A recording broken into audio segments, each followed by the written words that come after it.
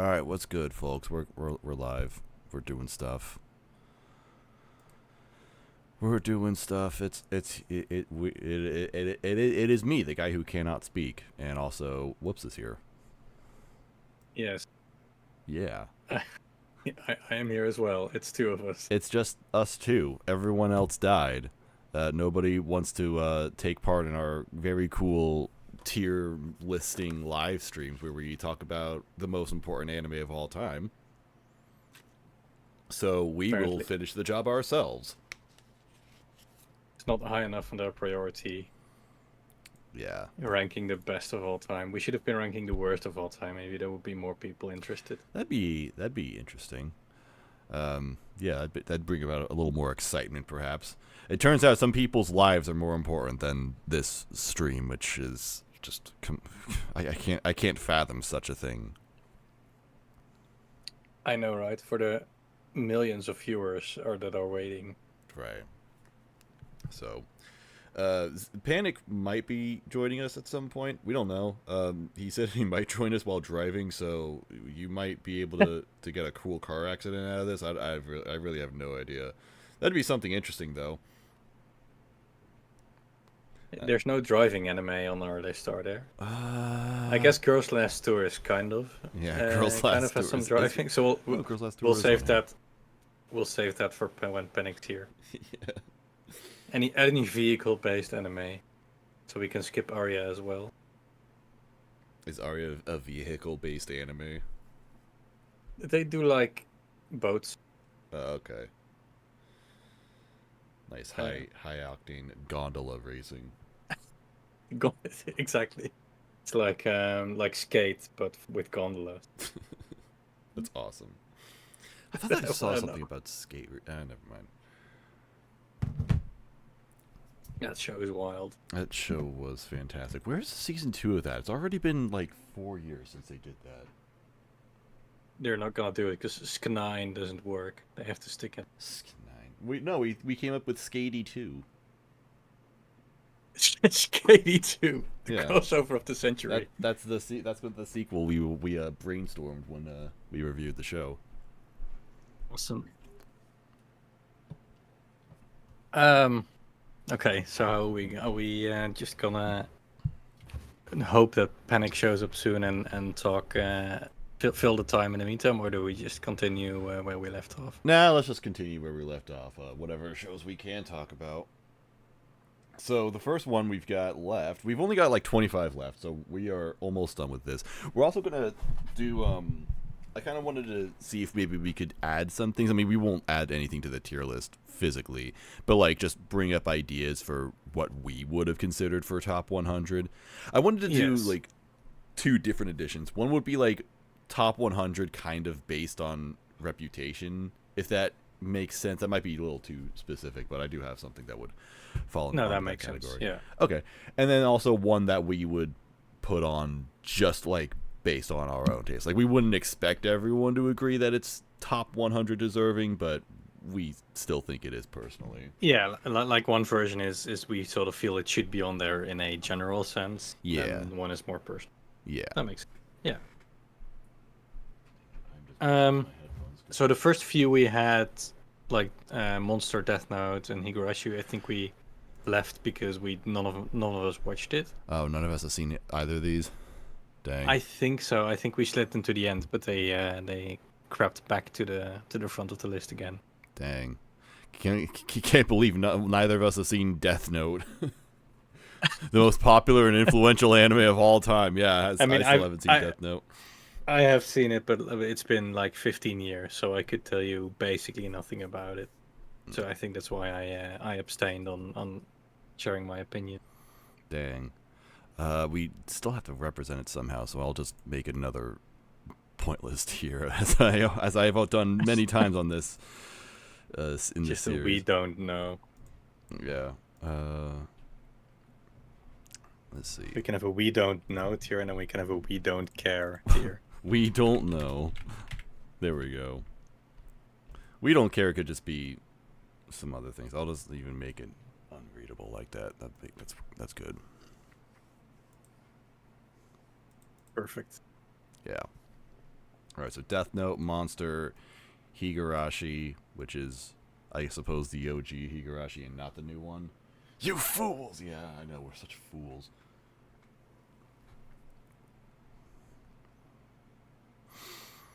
Yeah, see, this is why we needed like 5 other people to show up to this podcast, but they didn't because they're busy people. Dang They it. have lives. Yeah, people who have lives have seen Death Note. We should have asked them. That's the cutoff, like the requirement. I don't know if Railgun was one of the ones that we skipped as well. I haven't seen Railgun. it. Yeah. Okay, well that's going in the we don't know, I guess. There we go. Mikasa Mikoto, most non-controversial best girl contest winner of all time. I'm still shocked, which is okay, pun intended. At this show's popularity, because I never hear anyone talk about it, but it keeps like winning best girl contest. I mean, that's like 5 years ago, but still, it wins best girl contests and it makes lists like these. I don't know. Feels like, but I never see anyone talk about this show compared to the rest of the list. I don't know if your experience is similar, or if you have some Railgun fans. Yeah, in your social circles. Yeah, now that I think about it, it's like Reddit specifically really likes Railgun. I don't see it a whole lot on Twitter or Discord though. Even on Reddit, I mean, I haven't been as active on Reddit as I have been in the past. But still, I feel like even a couple of years ago, when I was more active, compared to how popular the show actually is, it feels like it's just rarely mentioned. Yeah. But that's the only thing I can say about it because I haven't watched it. That's fair enough. Yeah. Sorry, give me a second. I'm doing drugs. Hell yeah. By that I mean I was eating a vitamin. So that's all I got. assumed. That's what I assumed. So Railgun, good, I guess. I don't know. We don't know. No idea. And to be clear, this is the Railgun series specifically. Index and Accelerator have nothing to do with this. They are not lumped together. Get that shit out of here. Yeah.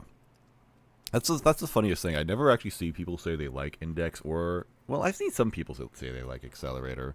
But it's like Railgun specifically. Isn't Accelerator a character within Railgun as well? Yeah, but he also got his own anime. I see. Yeah, I think from what I've heard, people just talk about him as a Railgun character and not as his own show. Yeah. All right, next is Unlimited Blade Works, the UFO Table series. We haven't seen this. Seen it. All right. This is gonna go by very fast. Yeah, this is We're why gonna this have is to the talk. last stream. We're gonna have to talk at length about the ones we have seen, just to filter. Now, this is going to be a 30-minute live stream. I mean, looking ahead, I think I've seen most of the rest. So I remember Unlimited Blade Works coming out, the TV series, and I had some friends who were really excited about it. And I watched the first episode, and I remembered nothing about it. And I'm like, okay, that was an anime. This is also, I think, where all the Unlimited Budget Works memes came from, which set animation discourse back by several years. So thanks for that. Oh, right. Yeah. Yeah, no, but wasn't it like also the other one looked like shit, and then the new one had like all the special effects budget meme stuff? I have no idea how the original is, although it is Studio Dean, so I guess it would be fair to assume it's not very good. I have a bone to pick with UFO Table. Yeah, because I feel like much. I feel like it's like it's at the same time it's a lot of the time like, a high quality. I acknowledge that, but it also just looks like shit most of the time. Like the lighting is just weird to me, and they overuse special effects to sort of cover up those weird parts. Like I don't know. That's I don't know why, but it always looks to me. I think it looks fine. You say you don't like UFO? I think their anime looks fine. It's just that. What was I saying? I think it looks fine. It's just that I'm not impressed by it generally. That's how I'd put it. Right. Yeah. Their anime look just looks fine to me. I often joke that good animation is when a guy at UFO table just opens After Effects on their computer and just dumps everything they have onto the frame. Just every single and everything pre-built effect and all that shit. And it's like it's fine. Some people I often get pushback on this as if I'm saying it's bad, and it's like it's not bad. It's just not impressive. Yeah. I also feel like it always looks very blue. I don't know why, but that's there's always like a blue sheen over everything. Yeah, that's probably some weird color correction they're doing. Yeah, probably. But yeah, I have not seen Fate. Yep, that's our opinion on Unlimited Blade Works. We don't know. Haikyuu. I like Haikyuu. You like Haikyuu? I don't. Well, I was gonna say I don't love it, but it's somewhere in between. I just realized this window is all messed up. You can say you love it though, because I mean Haikyuu is like Shaw's almost top 1 anime, so yeah. Basically, the default opinion would be to put it in life changing. I think wherever Chihaya Furu is, put it there. Chihaya Furu is the very top of Borderline Peak. Yeah, that feels okay. Okay. I think if I take my own opinion into account and knowing how strongly Sha feels about Haikyuu, and then sort of taking the average of that, I think Borderline Peak would be where it lands. I don't know if anyone else has seen it that we know have a specific opinion on it, but I think that's a good place for it. All right, One Punch Man. Oh, I assume we're only talking first season here. You know, funny enough, I haven't seen second season either, but that's because I read the manga and I'm like, this is not very good content. So I thought it was kind of funny how people were really freaking out about the studio change and the staff change and like the quality drop, so to speak, with the animation. Like, oh, One Punch Man was ruined. I'm like, you know, even if they had the same people from season 1, this wasn't going to be a good season anyway. Yeah, it's not just the visual quality that lets it down. It's also content itself. Yeah. Also, it sort of feels like a second season that didn't need to exist. Like One Punch Man in itself, in its first season, was sort of this nice, well-rounded little experience, and it's not like you were that invested in the narrative, at least not the way I watch it. You just watched cool shit happen, and that it achieved. So I'd say first season is great. Yeah. Probably lower end of Borderline Peak, I'd say. Well, there is a second season, and I think it does have to count, so I would probably say lower than that. We can separate those, right? We've done that for other shows, I think. Have we? I don't know. I think we've sort of said that if the difference in quality between the first and the following seasons is too big, then we sort of are lenient on that and primarily take the first season.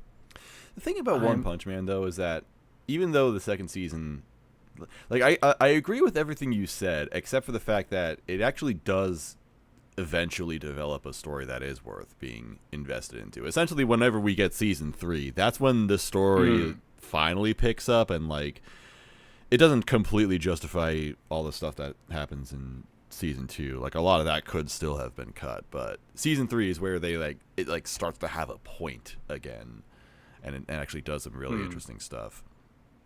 So, I mean, looking up, I think we put Code Geass and Borderline Peak, assuming we were ignoring the second season. So I think we can do the same for One Punch Man. Or you want to say like? I think we were just ignoring the new stuff that's come out. Like I thought we were also ignoring season 2. Dang, we should have. Okay, I should have gone back and listened to this podcast.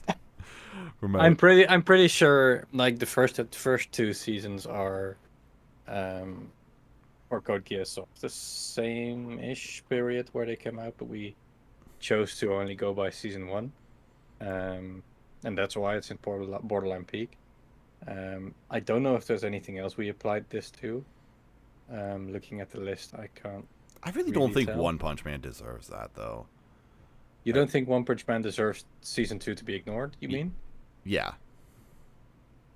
I mean, I mean, probably if people were voting for the top 100, assuming both seasons, it wouldn't be in here. I think people voted in here primarily focusing on the first season. So taking that into account, you would judge by just first season. But I think there's an argument to be made for both. If we take second season into account, that is quite a big drop. I guess to like lower end of quality. I guess that would be fair, but even then, I don't even know if the first season deserves top 100 status.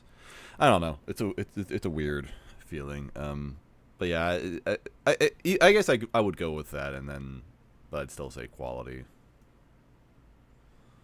Yeah, like middle lower end if we take season 2 into account, and upper end if we only take season 1, I guess. Yeah, I'd put it on the lower end. I'd put it on the lower end either way, honestly. I like it. Okay. Put it to the right of Liz, around that territory, maybe. Or can I put it below Like a Rico? Yeah, that's fine. All right. Yeah, I think that's. Yeah.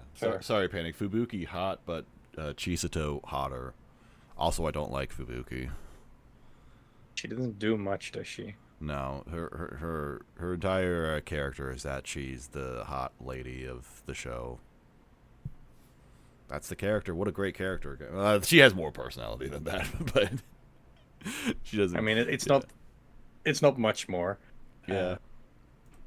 From what I recall from the first 2 seasons, she's still very much a distant character. She's not a core part of the cast in any real way. They try making her a core part of the cast. Yeah, but they don't really make it successful. But I feel like most of One Punch Man's attempts to have a real narrative and have real characters don't entirely shake out. Because I mean, the main appeal of the show is just gonna be to see Saitama beat overpowered monsters up in one. Season 3 will do something about that. Season 3, okay, whenever it happens, we'll do something about that. Wasn't it at least like announced or teased in some way? I think so. I feel like I've seen something about that. Probably. But I might be completely off on that. I have no idea. It's already been longer. It's already taken more time to get to season 3 than it did to get to season 2, and it felt like it took a really long time to get to season 2. It was not. It was like 3 or 4 years. It was 4 years between the first 2 seasons, and it's been 5 years since that one. I think One Punch Man 3 is on my anime list, so yeah, it seems to have been. JC Staff, that was season 2 as well, or? Yeah. Okay, well, let's hope they at least fix some of the visual issues. But get your shit together, JC. Get Staff. your shit. Or we're going to complain about it on the internet and put you even lower on the tier list of the top 100 anime. It's kind of weird that they went for the 3rd season, considering how the 2nd season was received. I don't think it was even successful necessarily. Yeah, I don't know. They're probably just like, well, no one else is going to animate it. Those guys at Bones, they're long gone. They're doing different stuff now, or whoever did. Well, technically, it was first season. That had a lot of. Well, it was Madhouse, but it was a lot of ex-Bones staff. Whatever. Yeah. Okay, K-On! Con. Peak. Yeah, really good. Great series.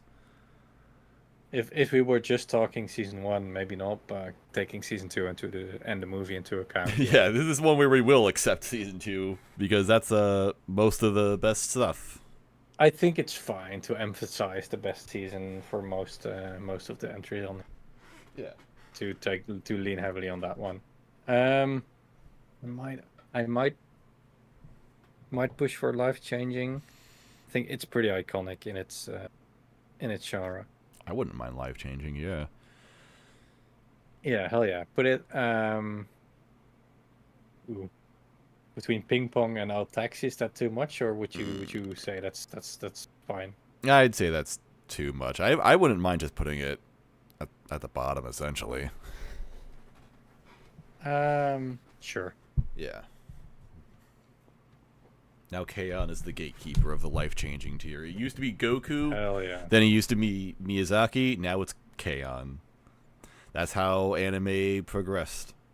That's how it is. All right, next is Fooly Cooly. It's been a good while since I've seen this. I know Sinrus. I asked Sinrus to, in his absence at least, state beforehand how high Tatami Galaxy should be in the peak tier. And he said he had only 3 things that could go above it, and those were Monogatari, Ping Pong the Animation, and Fooly Cooly. So we know one person that would put it top 3, Yeah. probably top of Borderline Peak. I don't feel that strongly about it. I think it's an interesting and fun show, but I'm not super into it. Maybe I would be if I watched it again. Been a while, but I'd say lower end of Borderline Peak. I think it's a bit overrated. Dang. I think I agree. Although I haven't seen it in a long time and I don't remember anything about it, so I guess Yeah, that I mean opinion roughly shouldn't count. roughly same. So I feel like we should actually put it in life changing since we don't have actual opinions of it. Let's put it below K-On! And Life Change. Let's put it below K-On! In life changing. Yeah. And to be clear, this is one where we will separate the first season from the rest of everything. Yes, I mean Fooly Cooly is from 2000, and anything else, don't watch it. It doesn't exist. except the ED is good from the one of the new Fooly Cooly. So there's that. Listen to the pillows, and that's it. That's all you need. Yes. We did not need more Fooly Cooly, but we did need more of the pillows. I do. I like how they brought it back once just to be like, just to try something, I guess. Yeah. I don't mind reviving old properties or things like that. That's fine. But that didn't work. It wasn't good from what I've heard. No. People didn't appreciate it and captured the original very well. So that's fine. Yeah, I mean, but then they doubled down on it. That's Fooly Cooly is so specific. Like even if you manage to capture only 80% of what makes Fooly Cooly, it's still not gonna feel the same. It's just gonna feel like weird rip-off or like a sidetrack from it. Yeah. You're not gonna recapture the energy of the original perfectly because it's so specific. Yeah. Yeah, I mean, yeah, it's something where if I had to rewatch it, maybe I would say it's life changing. Maybe I would still go, it's cool, but it's a bit whatever. I'd probably like it more nowadays. Yeah. Yeah, I think so too. Because I can understand abstract imagery nowadays. Ooh. Like a smart. Speaking person. of abstract imagery, does Arya have a lot of abstract imagery? Not at all. Oh. I thought that was the same. I didn't even know what was next. I was just hoping that it would align. But looking at the remainder, it would have to be Lane or Utena. Well, right after we do have Mob and Sangatsu, so I guess that would have been close enough.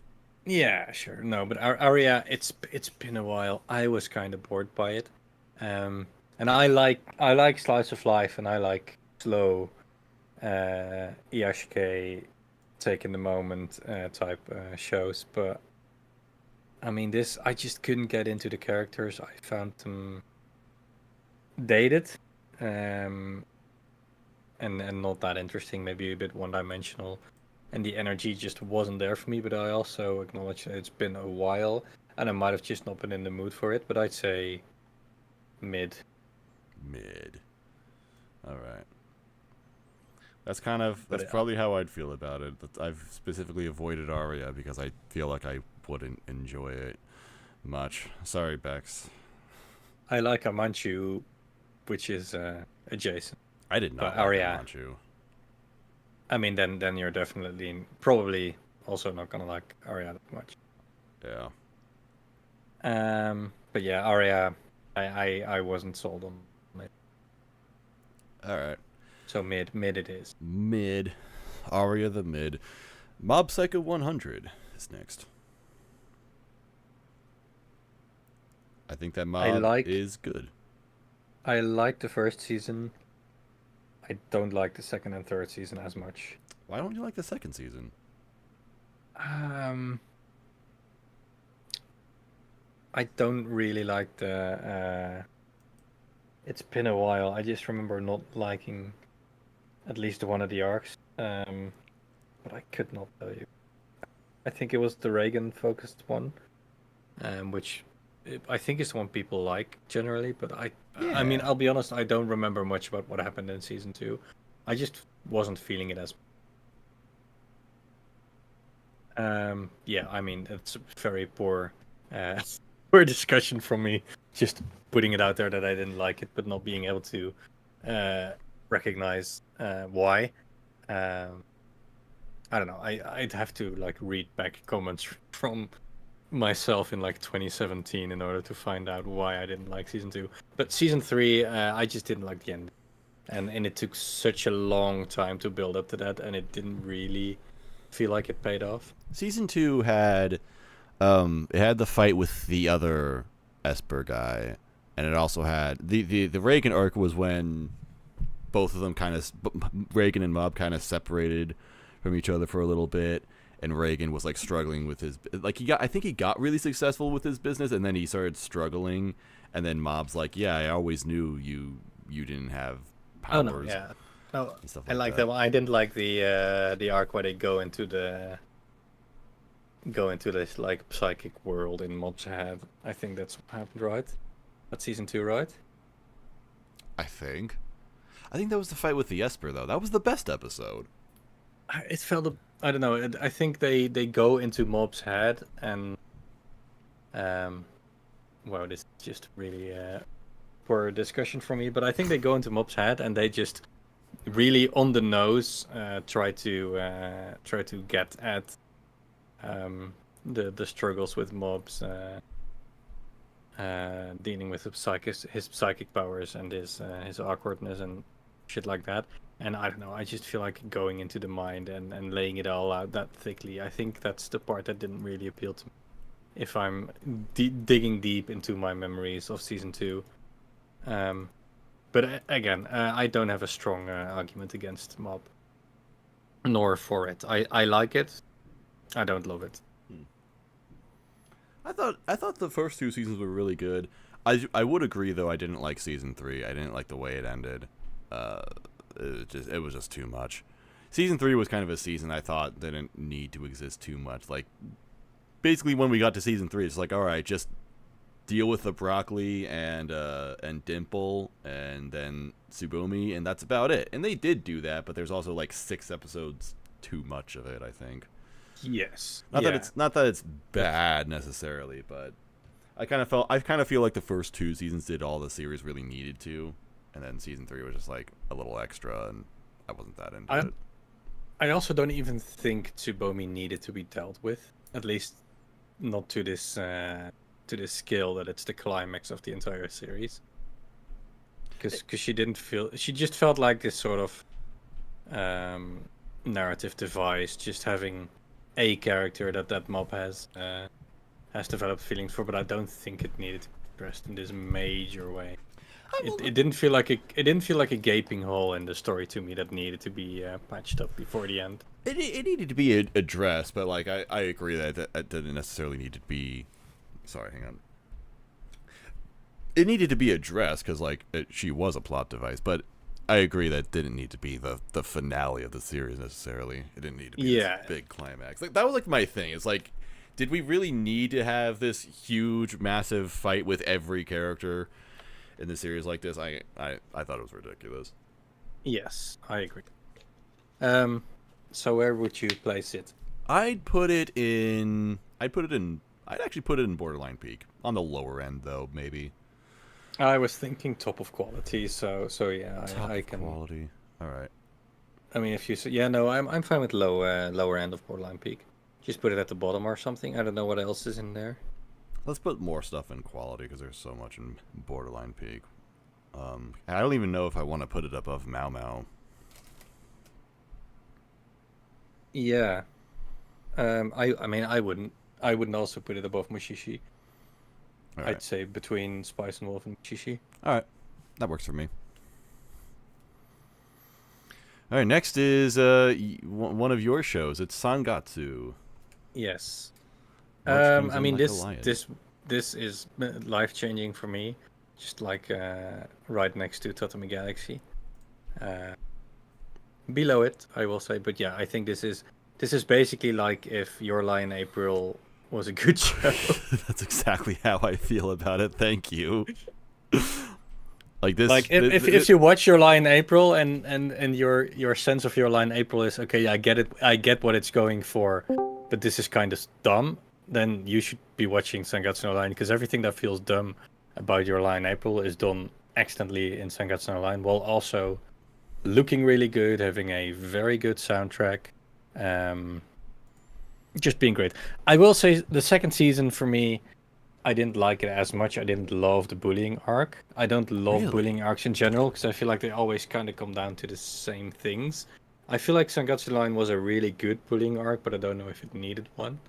And I preferred the stories focusing on Rei and Shimada and the like in season one. So I'd say if going just by season one, put it right next to Tatami Galaxy into life changing. Taking season two into account, I'd slide it down more towards Monogatari territory. Dang.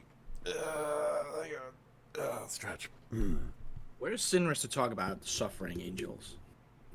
Yeah, that's a great question. Suffering Angels. Yeah, that's. I think that was his original. Was it him or was it 17? I have no idea. Ranting, like did a whole rant. I don't know if it was in audio or text form. Might have just been text, but like label coming up with the term as suffering angel about the bullying victim or whatever. Like this girl who does no wrong and just get bullied for no reason. Suffering porn. Yeah, and the bullying arc in Sangatsu kind of did have traces of that, even though it resolved itself a lot better, and I think also didn't demonize the bullies or the teachers or the surrounding people as much as bullying arcs tend to do. I feel like that's sort of my pet peeve I find with them. Not that I'm a bully They got away too sympathizer. cheap, too easy. Yeah, I'm not a bully sympathizer, but Did you it's not more like watch Viking Saga? You have no enemies. Forgive your bullies. hell yeah. But yeah, but the bullying arc, like I said, it did sort of hit on the pet peeves I have with arcs like that, which is always the angelic girl that gets bullied, and they keep having to emphasize how great she is. I mean, and she is great. I love Ina, but I don't think it needed to be emphasized through that arc. I think it was already established that she's just a good person, and also just having the bully be this sort of one-sided shitty person,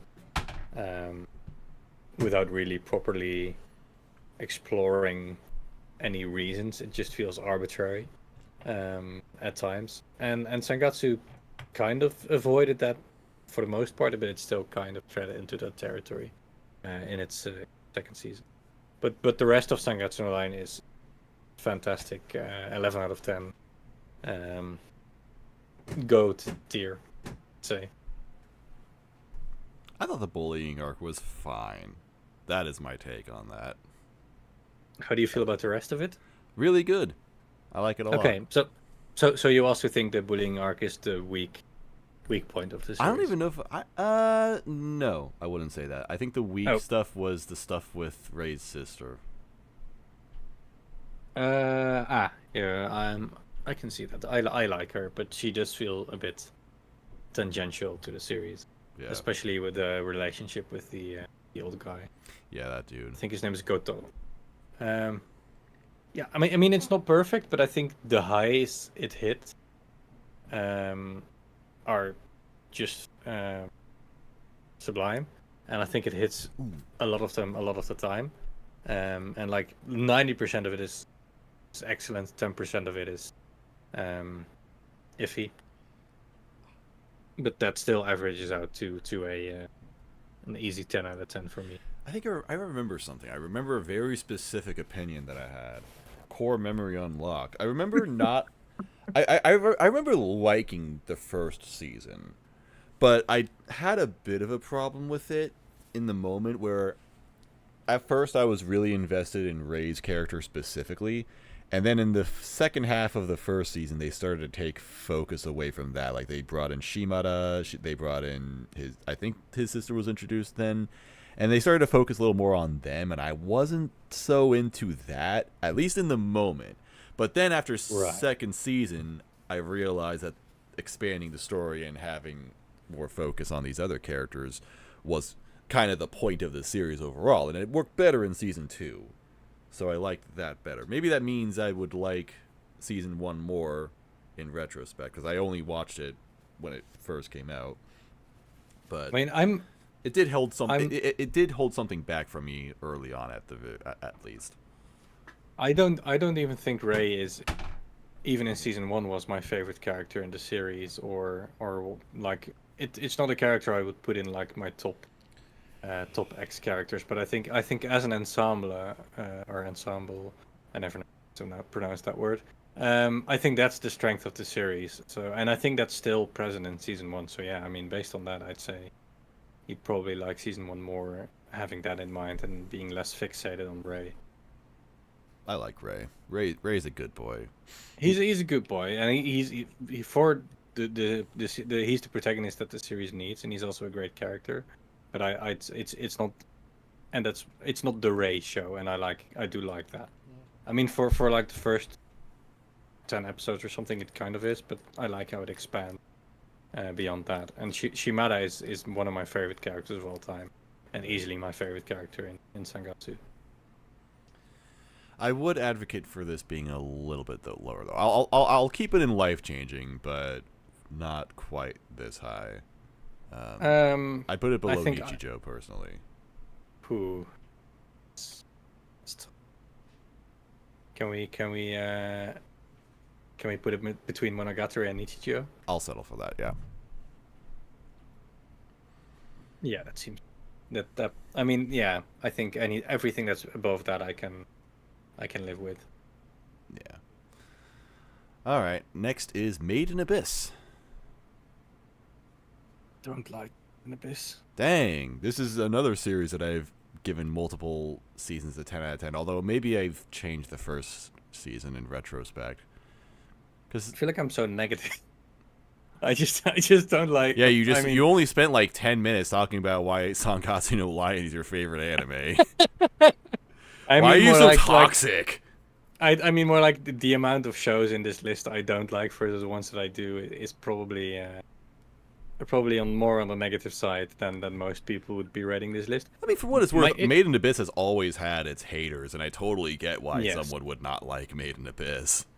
I see more haters than fans.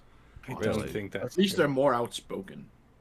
I mean, I don't even think there is weird. I have not seen beyond season 1, by the way. There is some weird shit with naked kids.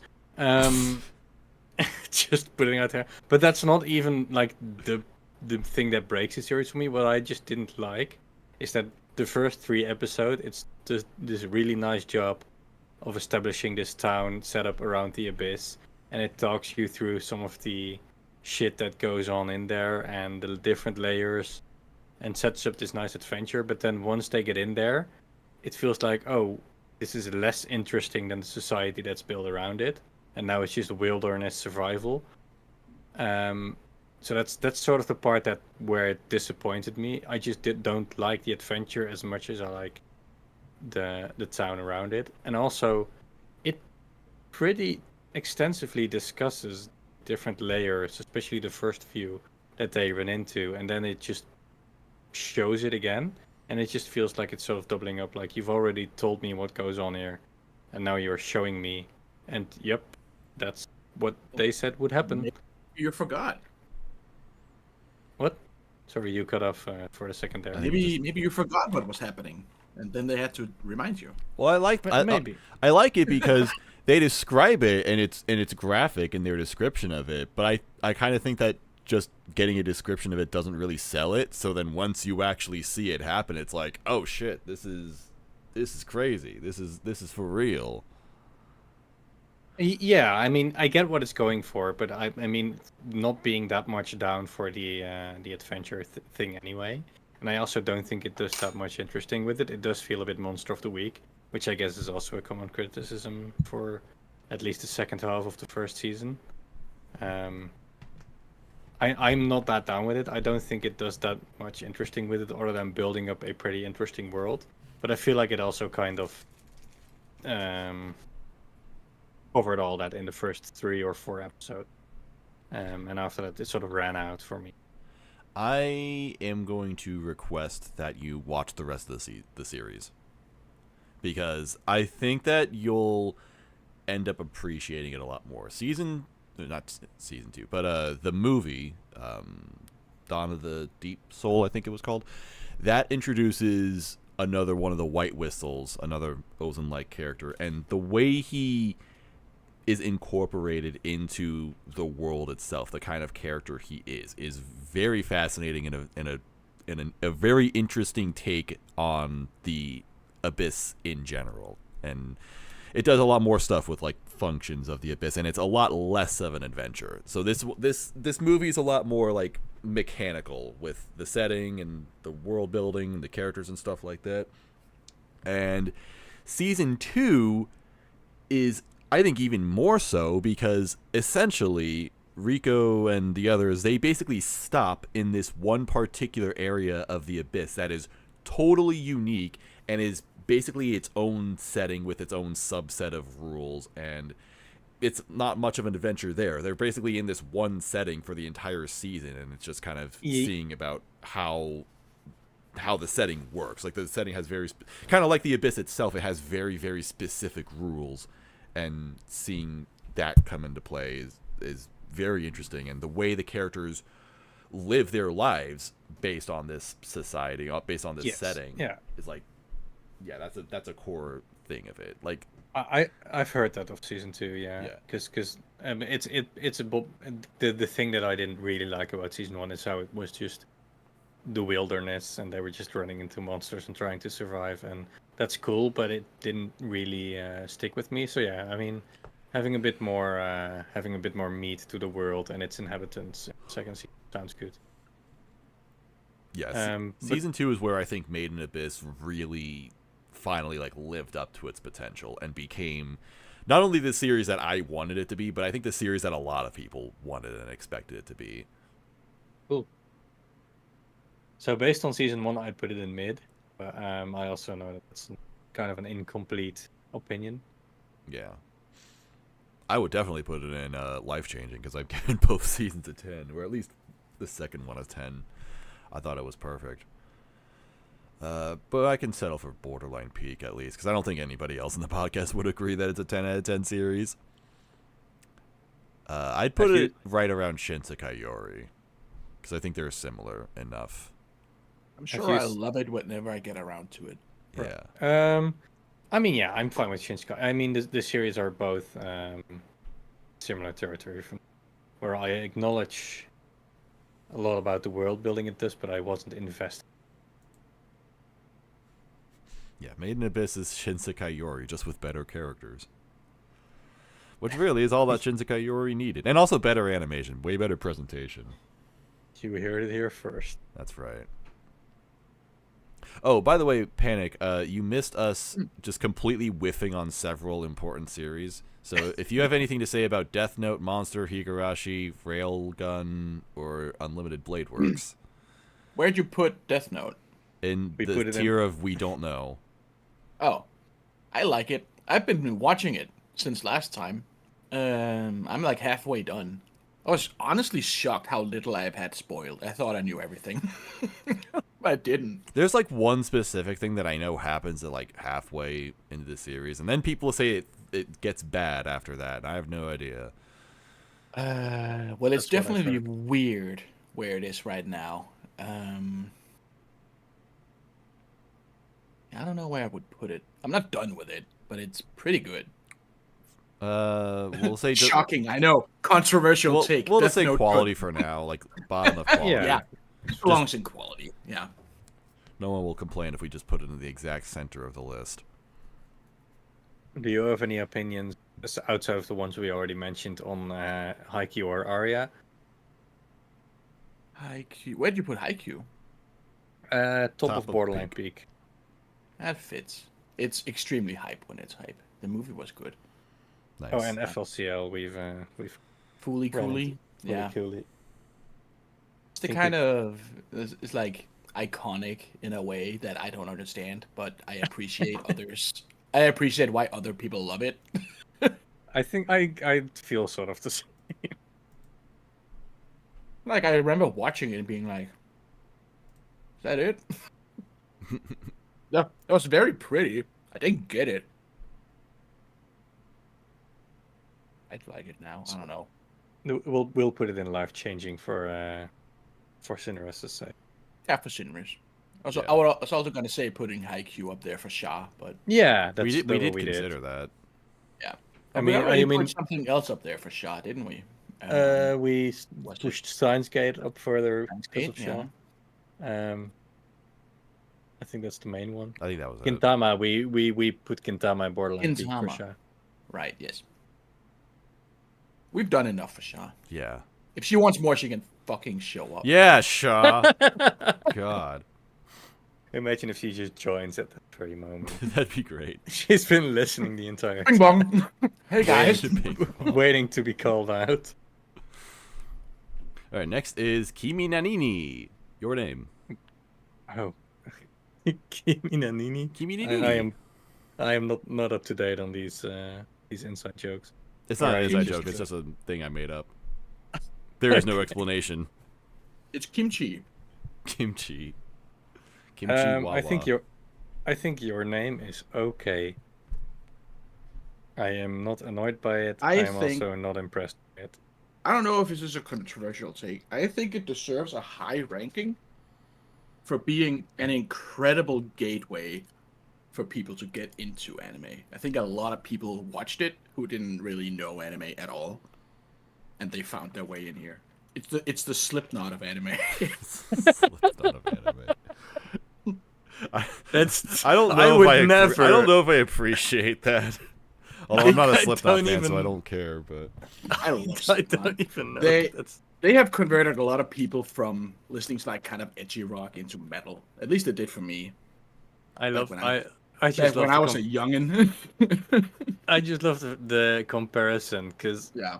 your name is so vanilla to me, and Slipknot It is. Slipknot is like the But that's what opposite. the stupid normies want. They want vanilla. And then they're like, ooh, tasty vanilla. yum.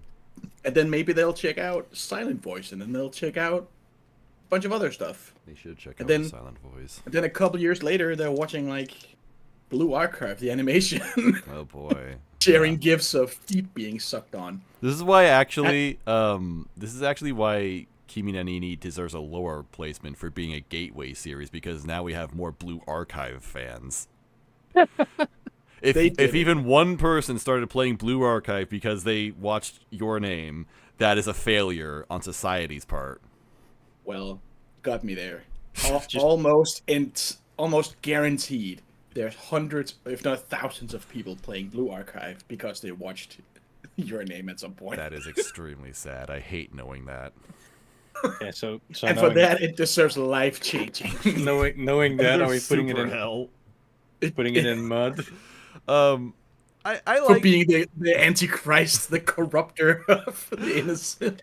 I actually really like Your Name. I think it is a quality movie. It's a solid movie. It's It- fucking beautiful. is Yeah, what it is. does. It's a movie Incredible. that does everything that it needs to, and it does it all very, very well. It's competent as fuck. Absolutely. I I mean, yes. Execution, it's hard to fault it. I just think Gorgeous. it's so tame and vanilla. I mean, that's also Yeah. fair. I just don't think it necessarily needs to be more than that sometimes. But that's coming from someone who watched a bunch of other stuff with crazy twists. Like you watch Steins Gate and then you watch Your Name. It's Yeah, like, sure. Not even close to being as mind bending. It's like and you've seen. your name is good, but it's good in the most boring way. Oh, great question in chat. Which show deserves a high ranking for gatekeeping anime? See, I actually wanted that. This is actually why I was sort of against the logic of like ranking it high because it's a gateway, and this is why I was saying stuff like we shouldn't put Ava #1 just specifically because it's the most important anime. Also, a I know, huge I agree. gateway. I don't think we should be taking that into account all that much. I don't know. I mean, I feel it's important to a lot of people. I mean, Ava, we have Ava on 2 right now, right? Right behind Thematic. Yeah, Ava's Ava's at #2, but that's also just because you guys felt that way about Ava.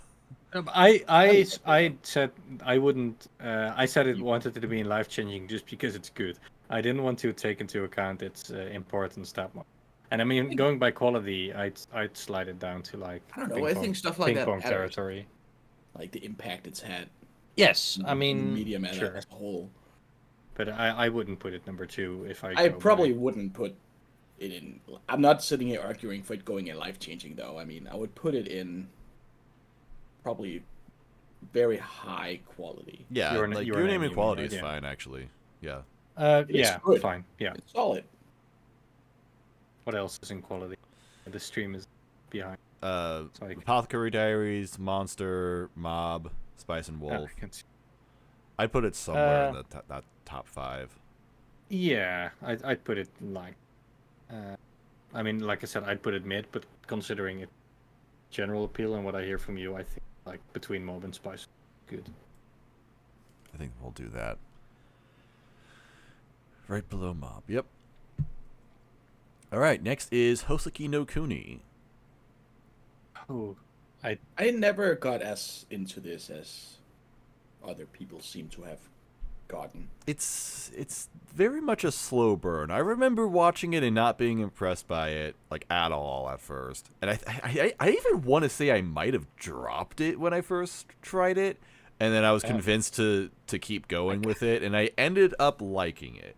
For some reason, I remember doing the same, just not at all jiving with the first couple episodes and yeah, being convinced by it's it. It's a very weird series with its setting and its characters, and you just kind of have to accept that early on because it doesn't do a whole lot of favors. It doesn't hold your hand through the premise and it's like, okay, kids, this is why everybody's a gemstone in this anime. So it's gatekeeping, and so it deserves a high ranking. Yeah, it's gatekeeping. You get filtered by it if you don't appreciate the gem asses. Filtered for me. Hoseki's been on my I should rewatch this list for a while because I think my rewatch could either make me go, this isn't as good as I thought it was, or it could make me go, this is actually one of the best things I've ever watched. I think I'll rewatch it if they ever announce or say that a second season. Yeah, same here. we'll rewatch it when they get back to it. I might rewatch it regardless. It's been a while. It's been a no, while. And you're not allowed. You have to wait season 2. Let me just read the manga, frankly, because I think the first season didn't have much of an ending. Although I could be wrong about that. I don't remember specifically how it ended. I think it gets all weird with Moon and Angels or whatever. I mean, knowing I've seen things about where it goes in the manga, and it's fair to say season 1 doesn't even. It looks like Eldritch horror, like Bloodborne. Yeah. I'll sometimes see a weird fan art and then be told it was actually a massive spoiler. I'm like, I don't even know what I looked at, dude. Yeah, I have no fucking idea. Yeah, I wouldn't know. That's like a classic conundrum, which is, I would not have known it was a spoiler if you didn't tell me. Yeah. Yeah. So knowing where the series goes in the manga and knowing where season 1 roughly ends, that feels like it's barely touching the surface. Yeah. In that sense, it's I think season 1 probably doesn't really end at a spot that explains anything or makes anything clear or gives a nice round off to a first arc or anything, because clearly the show has a lot more weird places to go. Yeah. I'd say, just knowing how I feel about it now, probably middle end of borderline peak. I do think it's still, remember it being. I know Sha would want it placed high. Yeah, Shaw would But appreciate But it. again, Sha isn't here, is she? I'd lean more Super towards angry. quality, but it's fine either way. It was also the first show that showed us that like CG anime can look good. All full CG Great even. from Studio Orange. Man, I It's can't- kind of the show that introduced it. Was it really the first one? Man, I think that was a so. long time ago. Yeah. Want to put And it then next they to- got eaten up by Beastars. Yeah, and Next- Beastars is great. I liked Beastars more than I liked Beastars this. also good. Beastars I isn't like on this here, more isn't than it? Beastars. I Nope. think so. That's Which is unfortunate. weird, 'cause there's a lot of I'd Beastars I'd put poor this people. next to Madoka. Madoka. Next to Madoka. It's got Mm. Madoka vibes. Just anything I see below Madoka, I feel like Hoseki shouldn't be. I mean, except for Gurren Lagann. I haven't seen Gurren Lagann. We'll put it below Gurren Lagann at the very least. I think that's fair. Sure. All right, next is Girls Last Tour. Have not seen. This is another this big is- whoops show. Big whoops core Yes. show. This would be Big whoops. like life changing. I mean, next to Tatama Galaxy, I think this is one of the best of all time. I know the spoiler, but I haven't seen it. I don't But know that the also spoiler. kinda Don't makes tell me- me. Shut I up. mean, also- the manga. It also ending- makes me kind of not want to watch it because now I know. I mean, whatever spoiler there is for Girls Last Tour, I don't think it's gonna be impacting the experience of watching the adaptation. Oh yeah. Well, I beg to differ. I haven't seen it. Have you seen it, Moz? or- Yeah, I have seen it. Actually, wasn't it a thing where? No, I think this was with Sinra specifically. There was someone. We were doing the whole like year in review, and we were doing the last season in review, and there was someone who couldn't make it to the recording because we were all in different time zones. So I just said, "Fuck it, we'll do like one recording, and then I'll do a one-on-one recording with someone else." And I think it was specifically for Girls Last Tour, and I think it was specifically with Sinris. And that's how we that's how we came to know Sinris. So life-changing for Girls Last Tour, and it brought Sinris to the podcast. Hell yeah. But no, I like it a lot. I like how comf it was, and the setting was really cool. The world building was done really well. I like how these characters are just kind of going through this weird place, and they're just kind of learning stuff as they go along, like we are. It was really good. I didn't think it was amazing. I did wish there was more of a conclusion. I did like the ending. I really I remember the season finale, and I liked it a lot. I just wish there was more of an ending to the girls and their story. You should read the manga. I should read the manga. I was honestly hoping that at some point they would follow it up with like because I get the impression that there wasn't much of the manga to adapt beyond what they got through. So I thought like, oh, maybe they'll just do a movie or something, and that never happened, unfortunately. But yeah, Girls Last Tour, I think it's one of a kind. I think its setting and the energy it brings to it, both the casual fun side of it, but also this sort of bittersweet, the slight darkness to the post-apocalyptic world, and just the way it balances those two things, and then also its strange sense of humor, the weird creatures that remain, like the Nuko, blob, sausage cats. It's just such a unique energy to the series that is slice of life, but also a bit philosophical and also a bit suspense-ish. I just think there's nothing quite like Girls Last Tour, and I'd say that's why it's life-changing tier, second place behind Tatami Galaxy. Personally, say. Dang. I love Girls Last Tour. I did. I think it's pretty much perfect. I wouldn't quite put it that high. I'd put it higher end of borderline peak though. Maybe like around Hibike. Ooh, ooh, oof, big This, oof, this is a big one for me. Doctor Oof. You know what? We really need Sinris for this one. Sinris would have decided this. I think anything below NHK is gonna be for me. We need an adult to determine. Yeah. All right, I'll just put it below NHK. Why not? I just said anything below NHK. No, right below NHK is fine, but anything lower than that. I mean, I guess that's mostly Dragon Ball Z. Just Don't you fucking dare. no, So yeah, put Dragon Ball it there. Z. That's fine. It's fine. We do think that Yu and Chi could. Oh, it should be higher. Could defeat Goku. Could they clear Goku? I don't feel great about this, but I also know I've pushed shit down that you like. So that's life. Yeah. Thanks for considering my feelings. It's okay. What's the next one? Is that fucking Eurocamp Triangle? That is Yudu Yes. Camp Triangle on here. I mean, Yeah, well, last season looked like fucking ass. It's super hell. Didn't look like ass. It did so! I appreciate how the show finally made the entire thing look like Aoi. I almost called her Yui based on Yui. Owie. Yeah, as horrible as her character design is, they got that person to do the backgrounds for the most recent That's the show season. now. Looks like it's horrible. It is. What's bad. wrong with her character design? Aoi's character design? It's terrible. Why? It's like it's just ugly. It's just horrible. She looks fine. Hair color, weird flesh fang, Yeah. the floating Everything's eyebrow. bad. Her hair, she has like the most normal. Her hair color is just like a blondish brown. No, it looks Isn't it? no, it's not. It's like olive-ish.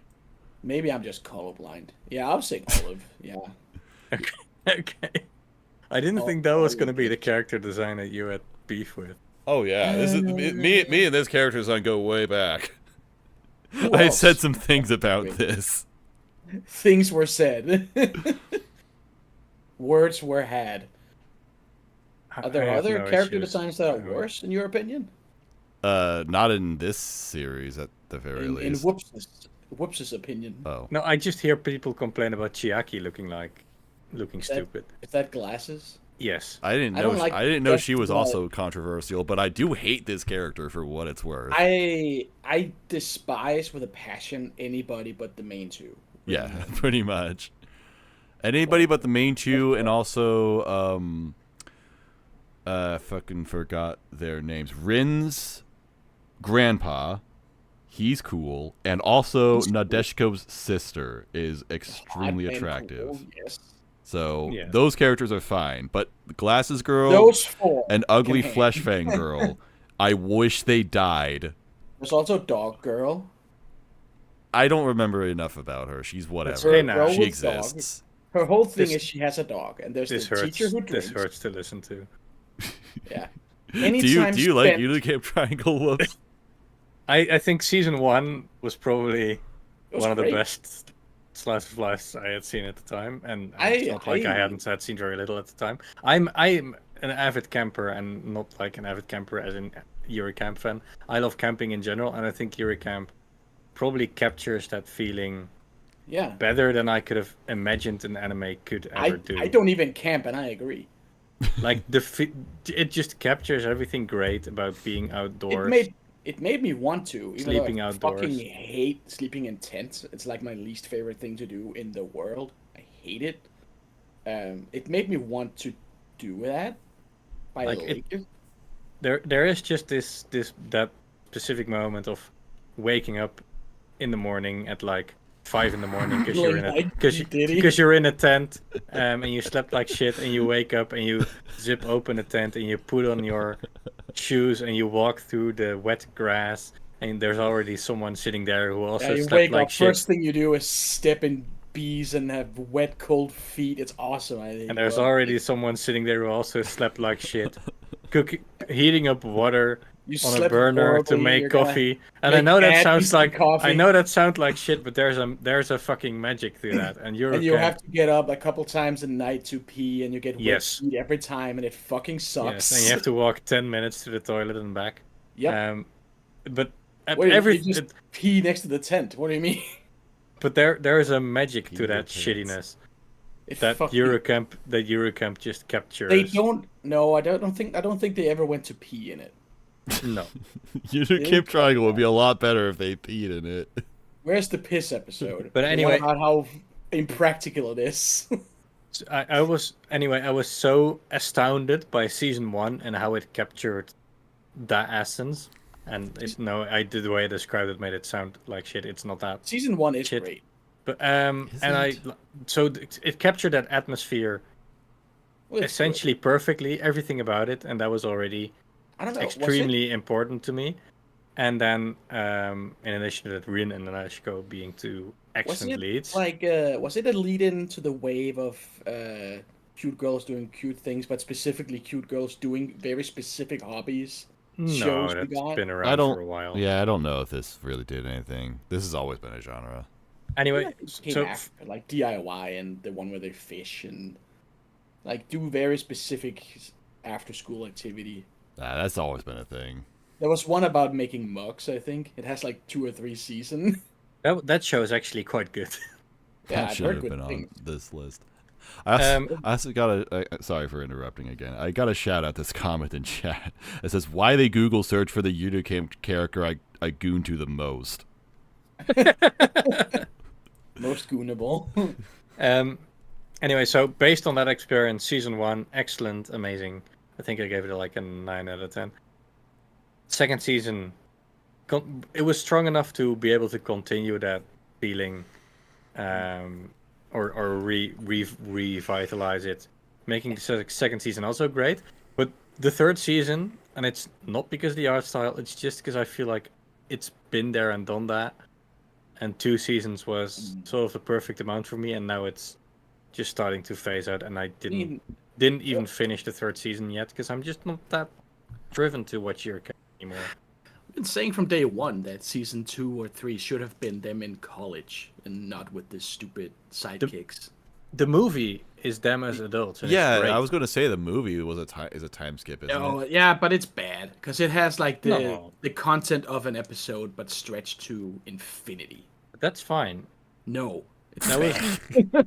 It was the same vibes with enough novelty of them being Like the adults. fucking Simpsons movie. Just making 20 minutes of content last 2 hours. It was way too long. It's fine. No, but anyway, yeah, season 3 just felt like it didn't do anything that season 1 and 2 didn't already do, and that's It's where not I sort of worse. lost interest. So I think taking just the first 2 seasons, I'd put it in at least Borderline Peak. Taking the third, no, I mean I'm gonna even taking the third season into account.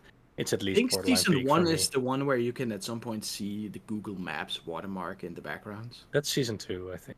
Is that season 2? Yes. It's just funny that backgrounds have always been a thing, and then in season 3 they completely fucking gave up. But the backgrounds, even though they are Google Maps reference, they are excellent. It I'd looks say fine. They in were season good 1. and they were good in the first 2 seasons because they did something with the art style that made them work. Season 3, they just essentially took photographs and then dropped anime basically characters on photos. them. Yes. It's worth noting, by the way, it was a different staff that worked on season 3. No, I mean, yeah. In season 1 and 2, they look really good. Season 3, not as much. All this to say, I think it belongs in quality. I think it belongs in Borderline Peak. I think it belongs in mud, if not mid. Ah, What come the on. I mean, I've never been that. I've never really been that into this series. I've always You're- found it to be very okay. Like You it's are a hyper fine fixated. series, but it is not top Hey, 100 Think material. of Rin and Nadeshiko. I mean, You know what this- Rin and Nadeshiko are great. There are also other characters that exist and take up But more than they enough are screen average. time. Do you know what there's a lot of in camping? What? Mud. Mud. No. Let's No. compromise and put it in Sympho Hell. Sympho Hell. We're not putting Unicamp Triangle in Sympho Hell. We can't put Eurocamp Oh, anywhere below right, quality. so- bottom quality then. Yeah, bottom of quality is fine. Middle of quality. Nah, bottom, middle, upper, Let lower, me- middle. Let me class. have this. I'll Don't make me I'll cry. put it above What Liz else and the is in quality? Bluebird, if you want. Yes. Okay. Okay. I can live with that. It's a better love story Yeah. than Listen the Bluebird. It's a little better, yeah. All right, next is well, you got to let me have this one then. Sora Yori is life changing. This is the most. This is God. peak anime. 10 out of 10. Greatest thing I have ever seen. Hinata Miyake is literally me as an anime character. I couldn't Mid as believe fuck. this. I couldn't believe this show when it came out. I couldn't believe that it existed. I legit thought that I had seen everything. It was as far as anime went, I was as good as it would ever get. I would never get anything better than what I had already seen. And then Sora Yori just comes out and is like, here's a character that shares all of your same traumas and mental hangups, and we're gonna make a story about that. And it's the coolest thing I've ever seen. I loved and it also so much. introduced the greatest anime antagonist of all time. Which is Antarctica. Antarctica, of Antarctica. course. The most. It was all right. What's up? It was a completely okay show. I did not care. I'm glad you say that because I'm somewhere in the middle. I think it's good. I don't I think think it's it excellent. looks weird in a way that I don't like. Why is Everybody it is really? so It giant. looks weird. No, it doesn't. Everybody has like this lacquer finish. I don't know. They're so fucking shiny. Nah. Yeah, That's not true. That's fake news. That's a Only good hoax. moment was the whatever her name is, long black hair. She's cool. I like her. Shirase. Shiraz. Kobachi. Yes. Oh, Her meeting Penguin was great, but that's it. Her love of penguins is great. Yes. Her love of Pengi. The laptop moment felt like it belonged in something like Your Name. I like that moment. Nah, It peak. was, Peak. it was touching, but in a very, I don't know, calculated way.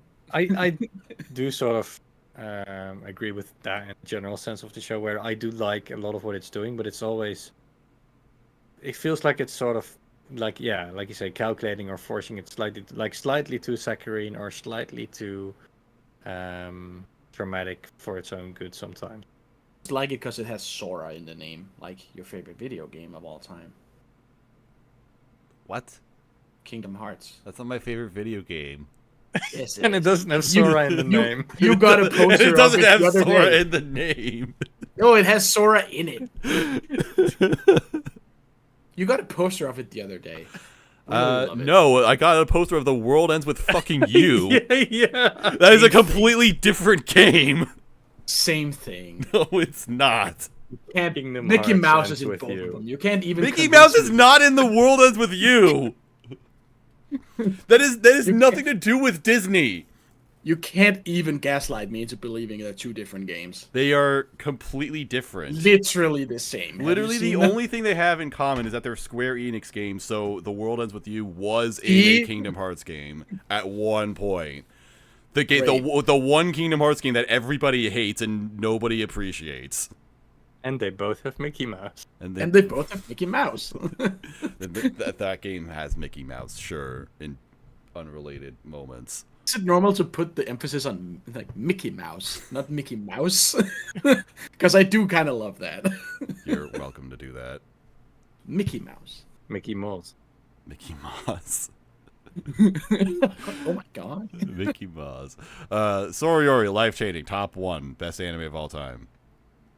Fine. No. No, not top 1. Don't say that. All right, Don't say we're- fine. Borderline peak, somewhere on the upper end. I mean, if you feel that strongly about it, I'm not gonna Yes. keep Yeah, you we from- have put other. I'm not things gonna very keep you high put it for the from sake putting of- it in life changing if it's life changing for you, but Yeah. don't not near the top of that tier. Can we put it in a new tier called life changing parentheses Moss? Life changing for Moz specifically. That is the tier. Mickey for Mickey Moss. the Mickey Mouse life changing tier. Put it between Kale and Fully Cooley. I'm fine with that. Actually, okay, sure. Why not? I'll take that. I mean, There we it's go. gold. I won. If you if you feel that strongly about it, I'm not gonna keep you from not having it in life changing. Nice, thanks. I appreciate it. All right, next is Serial Experiments Lane. I have not seen. I have seen Lane, and it's Is it basically what you say about Fully Cooley is how I feel about Lane. Where I watched it and I was like, that was cool. I don't know what the fuck just happened. I'm sure other people love it. Yeah, all right, we'll put it in quality. Because I'm sure we'd recommend it. We'll put it at the bottom, though, because we don't have anything to say about it. It's like calling it, appreciating it because you just assume that it's good. Yeah. I mean, that's kind of the weird, like, you watch it and you go, that was good, I think. Honestly, this entire time I've just been thinking, yeah, I'd probably like Lane if I ever watched it. Usually, whenever I see someone that's cool on the internet, they like Lane, and I'm like, okay, well, that guy's cool, and they like Lane, so I'm sure it will be good for me. And too. Lane is the part of the name of a character you like, Elena. I had no idea where you were going with that. You are making Also, the strangest. Mickey Mouse. Also, what? Once more, Mickey Mouse. Mickey, also Yeah, in Elena. yeah. Also in Mickey Elena. Mouse also has Lane in its name. Traveling witch. All right, next is Violet Evergarden. Violent Evergarden. Violetto. Life-changing for the show. Violet Everweekly was the greatest thing ever happened. Life-changing for the podcast, for sure, yeah. It was the first episode I was ever on. Was Yeah. the Violet Evergarden. That's right. I'm gonna say that Violet Evergarden looks bad. Wait, no. How fucking? I remember It you looks- had a very specific and Yes. controversial stance on Violet Evergarden. I don't Yes. remember what it was though. Yes, I do. everything looks like it has either milk spilled on it, or like there's a thick layer of fog around the entire setting. We're talking about Whoops or me, Me. right? I think everybody agrees about the milk filter. I hate the milk filter. I don't mind it. It's a mood. Like But fucking, everything underneath it is still beautiful.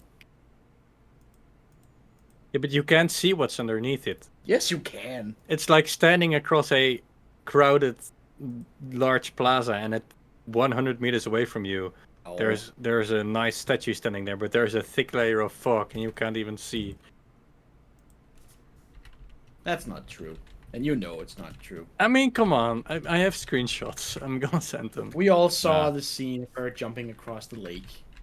Looked beautiful. Yeah, one particular scene looked great in Violet Evergarden. That means that the whole lot of show stuff looks looked fantastic. great. Fucking pirate wench. Pirate Look at these- Amazing. Iconic So many character. great moments. Look at these screenshots. No. Look at this photograph. Look at this graph. It just looks like there's a thick layer of Well, Shout out fog Pirate But you Wench. don't It's what you Pirate don't Wench, realize everybody. that everybody is a heavy smoker, and that's just like cigarette smoking. Yeah, there. it's going for that noir setting. right. It's very immersive. It's a 1920s detective series One of in them is America, literally inside of a bar. in Chicago, think it's- Illinois. That could be the It's case. such a baffling decision that there's just a white, gray layer of fog over everything. But you can see what's happening beneath it. You can see the people. You can see they're well drawn. I mean, yes. Yeah, you can. That's true. think you're- But I also I agree think with it's Whoops. crazy to say it looks bad. That's nuts. Okay, it doesn't look bad, but it looks disappointing. It's a waste of something that would otherwise look good. But that aside, I don't like the story much either. I think No, Violet's a that's boring true. character. The story and- kind of fucking sucks. and the story kind of fucking sucks. I feel a little Wish the bit story bad. had a milk filter. I feel a little bit bad about Veg because I was expecting so much from it based on all the hype for it. Like this show had like a 2-year hype cycle, and Yes. they really did. Like KyoAni was like, yeah, this is going to be our next big series. Everyone's going to freaking love I- this, and I that's just all, had that's a solid 5 seconds of thinking, who the fuck is Veg? And fuck is- that was also the reason why I did the Violet Ever weekly series. I'm like, oh, this is going to be like the biggest anime of all time, so we should do a weekly podcast about this. And doing so, just basically putting bigger expectations on it, just I don't know. It's like it made the show feel like a failure in a way. Like I wasn't getting the perfect, amazing, most like dramatic and well animated series I've ever seen in my life. And I feel like that was a little bit unfair. So I think maybe if I ended up revisiting it and just having a more neutral state of mind going in, where I'm like, I'm not going to expect anything from it, and I'll appreciate the show on its own merits rather than me complaining that it's not what I want. Maybe that will be something better. Although, that being said, I haven't seen the movie that actually concludes the series, and I heard it was not good. So I think I saw the movie. I got spoiled on the movie, and I'm like, wow, that's a stupid ending. There's like 3 movies. Well, the one that actually ends the series. I think it came out last year. Just or the like year Moss's before. favorite video games. There's 3. Kingdom Hearts 1, 2.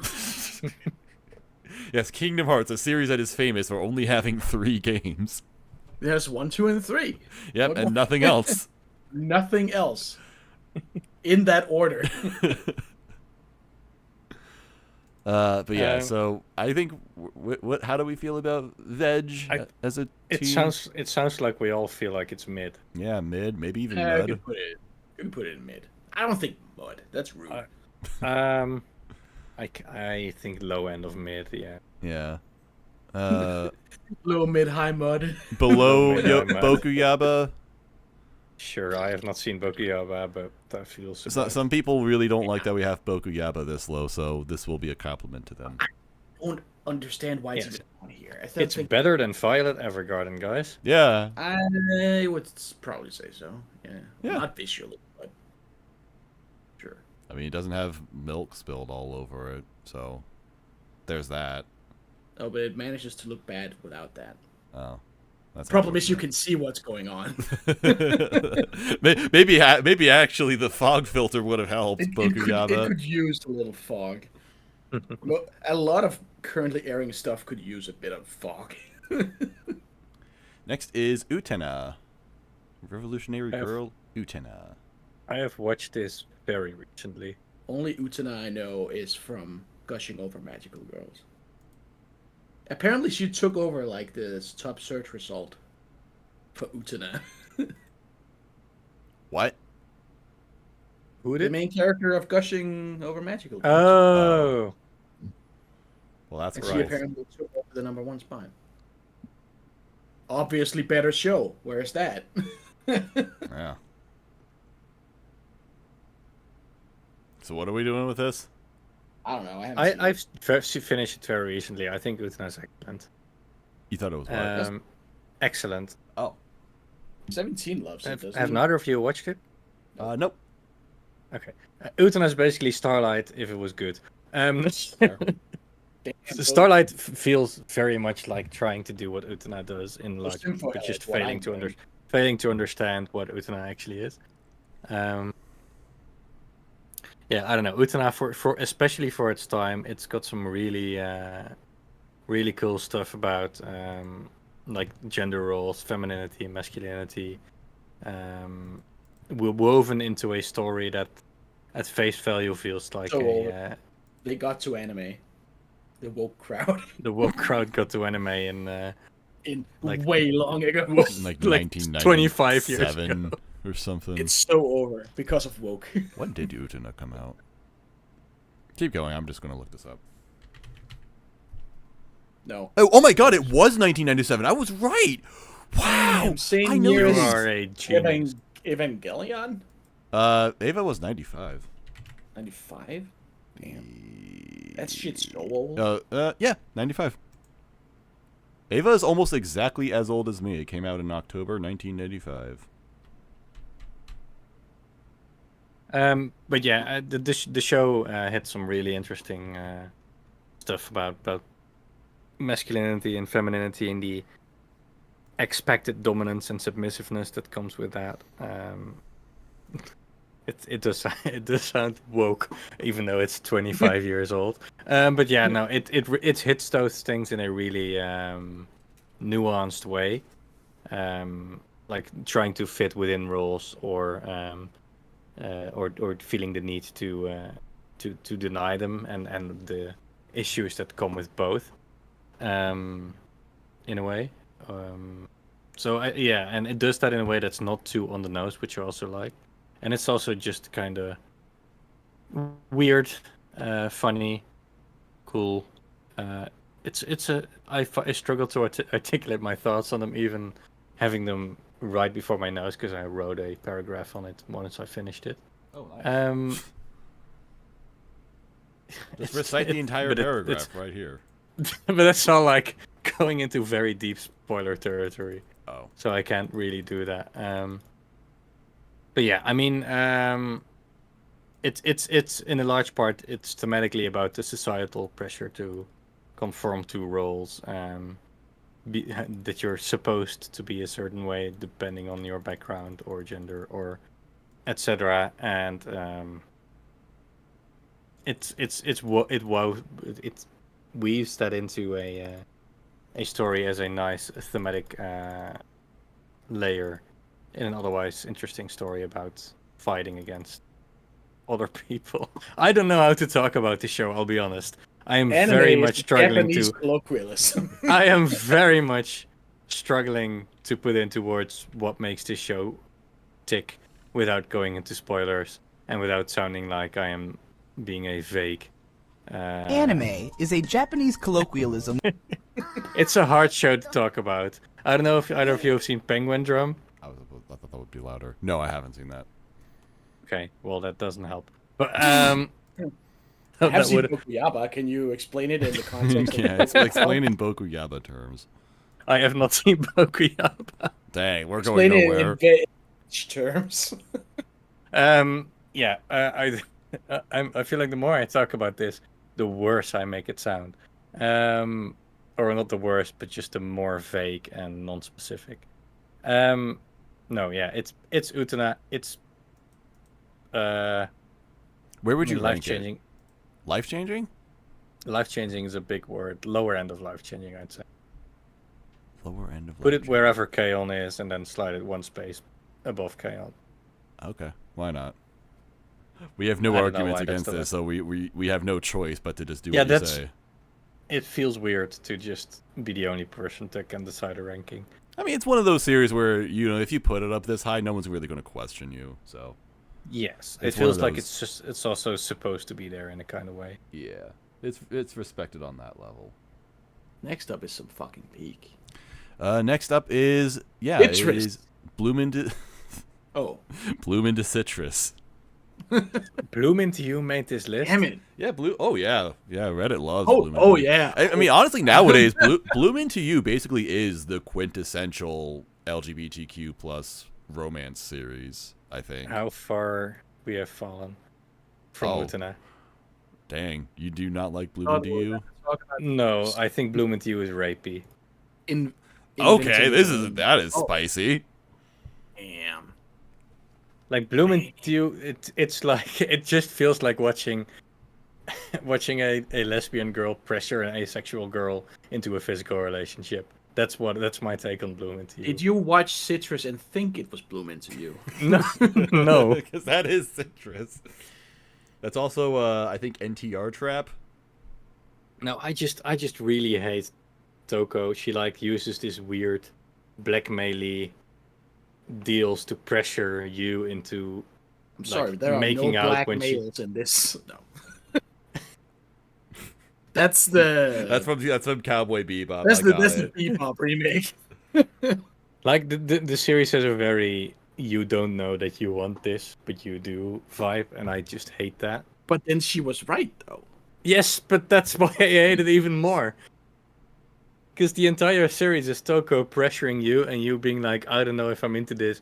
Please give me some more space. And Toko Then just goes, she is. and though. Toko just goes, no. And then it works. And then by the end of the series, she's like, yeah, you're all right. I needed Yeah, to be see? pushed into this relationship. It all worked out. It's She needed a little Stockholm push. It's Stockholm syndrome. No, it just feels. I just don't like that. It's romanticizing this pushiness, as if it's like, oh, she's so cute in the way she's being honest with her desires. And especially because you just feel so ace coded, that doesn't help. She just seems so disinterested for most of the series, kind of just doing it because Toko, she owes something to Toko, or because she struggles to express her reluctance, and it just keeps skirting into the territory while never really acknowledging that it's problematic. That's how I feel about Bloom Into You. So I think it's kind of, rapey. So sorry to put a negative energy into the discussion, but I just think it's kind of gross. I don't remember Also, that. it reminds me a lot of my favorite movie, 50 Shades of Grey, Of course. which was a best-selling piece of romantic fiction. Very much best-selling about Twilight being- fanfiction. Being pushed into a relation thing you didn't know you wanted, really, but Yes, being and- kind of pressured into it. I like I like the term relation thing. And my- Situation. relationship. I mean, and my read is that if Bloom Into You, if Toko, I think that's her name, Yeah. I've been using it. So if she was a dude, then people would Well, then catch, it would catch then it more would onto be- catch more onto the fact that it's weird. maybe, but then it might be more popular because then it would be 50 Shades of Grey. Yes. Anyway, but I feel like people Some are authors fine. just really like that, I guess. People are fine with it being glorified because it's gay, which also in a way makes it worse because it's just fetishizing it. I haven't um, seen it. I wouldn't know, but Anyway, that's my take. I have seen it. I Um, didn't get all that out of it though. But that also being said, I didn't get too much out of Bloom because I just thought it was kind of boring. It was boring in a good way. I liked it. Well, I don't even know if I liked it. I respected it, is how I put it. I thought it was a very solid series, a nice little like coming of age kind of story. I thought it was a story of self-discovery with a couple of people, and I thought it was nice based on that. It just didn't have a lot for like me particularly. You know, it's not a story I can relate to, so I really can't say too much about it. But I just kind of watched it and I thought it was solid. I think my favorite things about it were just what wasn't in the series. Like I remember there was a guy, like a dude notes you don't in the series.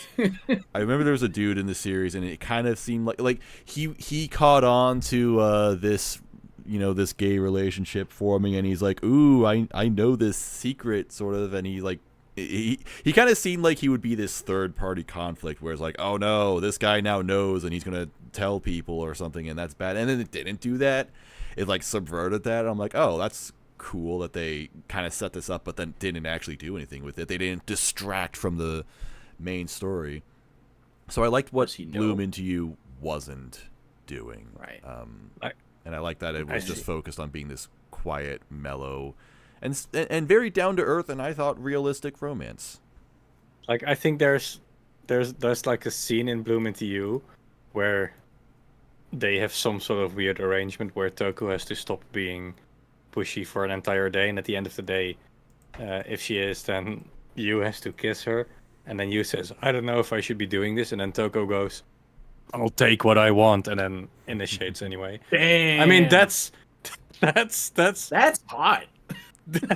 I don't know. That's how it works in Hibiki that's Euphonium. That's like the same that's dynamic. assault. I don't know. So some characters, some people are into that. Some people like having that little push. Like okay, I have it here right in front of me because I clipped it at some point because I wanted to share it. It's Just her wanted to going. make a manifesto. It's her going. I don't think I should be doing this, and then because I don't kissing you even though I don't like you, it's not something I should do.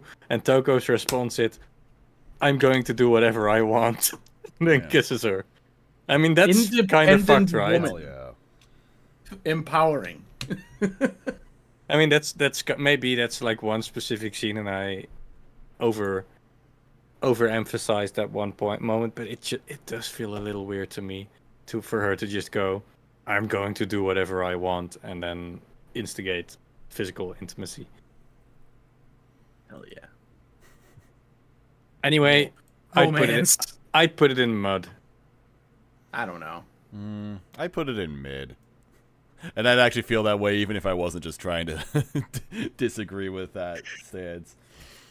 Because I don't have too much to say about that. I don't know. I didn't get that out of the show, but I also didn't get too much out of the show in any other way. So it was just all right to me. Lower end of mid is fine. I might be overreading the show. I'm putting it above Oregairu.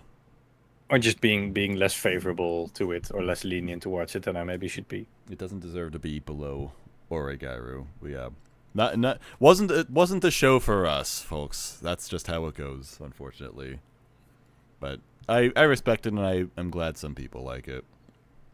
All right, let's talk about one of the best to ever do it, A Silent Voice. Life-changing. Life-changing. A Silent Voice is a terrific series about abuse and self-harm and it changed my forgiveness. life. I am now regularly abusing deaf women in the hope that they will date me later. That's how to get it, folks. What's your excuse, fellas? Sasuga Yamada. That's what Andrew Tate would want. That's the lesson I took away. I don't know. What did you guys like about it? I'm gonna stay strategically silent on this one. I guess the music was pretty good. That is symbolic. I have it on vinyl, the soundtrack. Wow, that's awesome. Look at this guy. He collects vinyl. Look at me. I even have something to play it on. That's incredible. No, this movie is fucking amazing. Yeah. I agree. It's hard to... I don't really know how to describe it. It's gripping. It's emotional. It is very intense. Extremely intense. Yeah. I didn't like it. Yeah, we know. But I don't know. You didn't. You just don't like romance, I guess. Whoops! Why do you hate deaf people? Why are you hating on deaf people? I mean, I'm gonna say something that's gonna annoy the shit out of Moss, but I don't understand how you can be annoyed with the melodrama in Yola and April, but then think this is the greatest thing ever. Because I feel like they're pretty adjacent in its energy. Because Yola and April is loud and irritating, and I hate the characters in that series. I find A Silent Voice similarly sappy for a lot of it. You know what Yola and April didn't have? Ueno, who didn't do anything wrong. Exactly. What I do think is weird about A Silent Voice is that they... Ueno is the black-haired girl, right? Who yes. pretty much... Yes, the black girl. Like she was basically the biggest bully outside of the protagonist, if I recall correctly. Pretty much. They were in cahoots. But they give the other girl, who basically does nothing but is just a silent... a silent voice? Silent voice. There's the blonde girl who basically just didn't intervene and then acted kind of prideful about it, like, oh, look at me, I'm not a bully. I mean, they gave her like 5 times as much shit as they gave to the actual bully, even though the actual bully was probably way worse. Yeah, well, because Kawaii fucking sucked. She was terrible. Yeah, but why is she worse? That's one part of the movie she's that I don't get. Because she's just completely fake. At least with Ueno, there was like a side to her that kind of owned it. Like, that was just kind of the person she was. And what I like about Ueno as a character, and the reason why I kind of have spouted this meme of Ueno did nothing wrong, is that even if what she did was, like, not a good thing, she at least had some kind of, like, motives or intent. Like, she had reason behind what she did. Not saying the reason was good or anything, but, like, she wasn't just one-dimensional, like, haha, I'm gonna do this to mess around with someone. She's like, hey, listen, this person caused some trouble for us, and I think I needed to do something to kind of get back at that or something. Again, not a good thing to do, not a good person. But, like, Kawaii, meanwhile, was just there the entire time and was, like, laughing along with it, and then turned around to say, oh, you guys were so horrible, why did you do that? And that's why she's bad. She was totally fake. I mean, I guess, but still. And she's blonde. I mean, you You can't trust blonde people, folks. Just don't do it. I'm blonde. See, and he doesn't like silent voice. It all it all adds up. I mean, yeah, I guess putting it like that, she does suck, but I still just find. I can't hear you, but I just see you on the stream. Anyway, yeah, I don't know. I still feel like the balance between how much shit they give Kawaii and how much shit they give Ueno is a bit weird. It feels like pointing at the silent bystander and calling them the worst person. Well, Like the meanwhile, Sangatsu thing? meanwhile, the instigator is just right there being overlooked Is completely. this like your Sangatsu thing where you didn't think the bullies got punished enough? No, that's the. I think that's not what I said about Sangatsu, did I? Isn't it? I think I just said the bullies didn't get developed enough as characters. No, I don't know. I just feel like there's a weird imbalance I'm between its deaf and you're treatment of bullying Kawaii me. and its treatment of Ueno, and I also think it's a bit too sappy for me.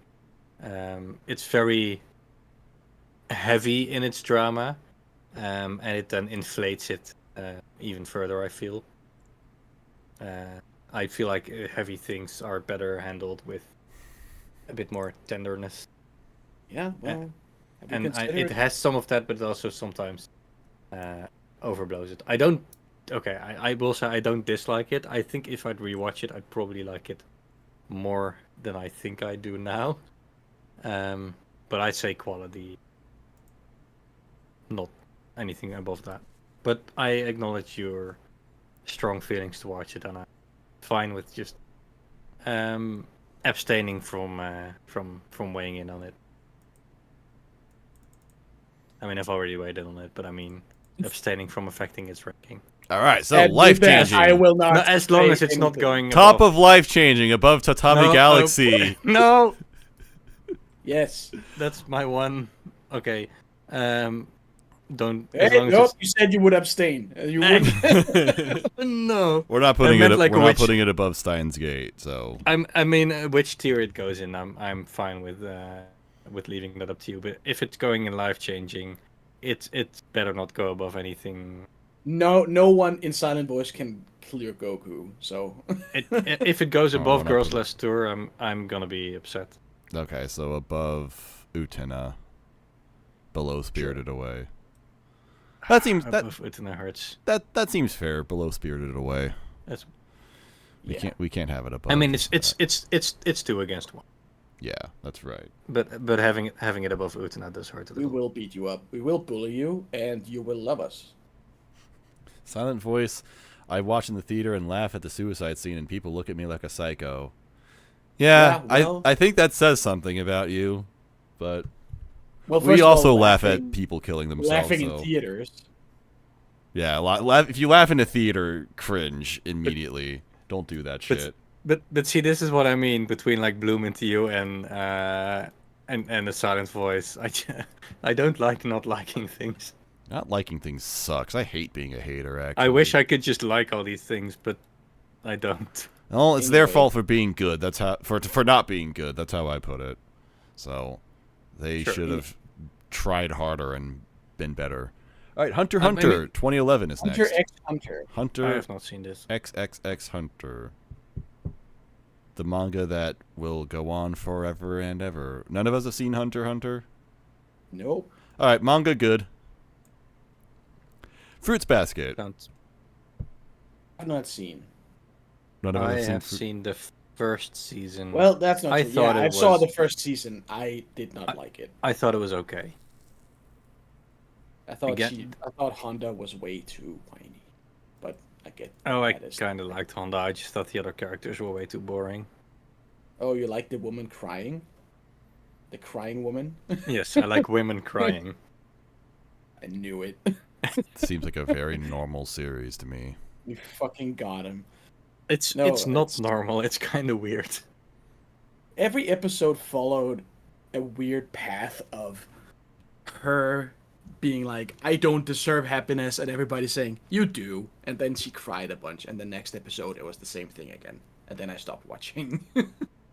I mean, at some point it shifts to the other character saying, "I don't deserve happiness," and then her saying, "You do," and then everyone cries. Damn, this shit's so deep.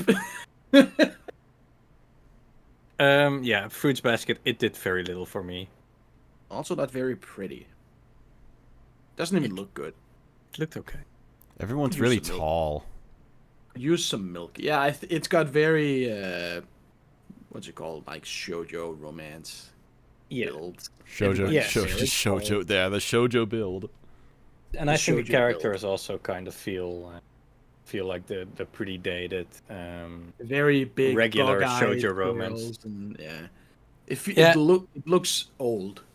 And also, like, the two main love interests are like the cool, quiet, princely guy and the rough around the edges, delinquent. I can fix him guy. I should like this. One of them is a rat, right? He's the Yes. rat boy. Yeah, we actually established long ago that this was the Junie Tyson of shoujo romances because the characters are based on the Zodiac. Oh my goodness. What? What's that? I don't know what that was. Nothing. Is that a Junie Tyson sound effect? Yeah, that's a Junie Tyson. That's the main character of Junie Tyson. It's when the Junie Tysons remember that. It's when the Junie Tysons die in Roblox. It sounds like that. We'll go Why with do we that. I have- like that explanation actually.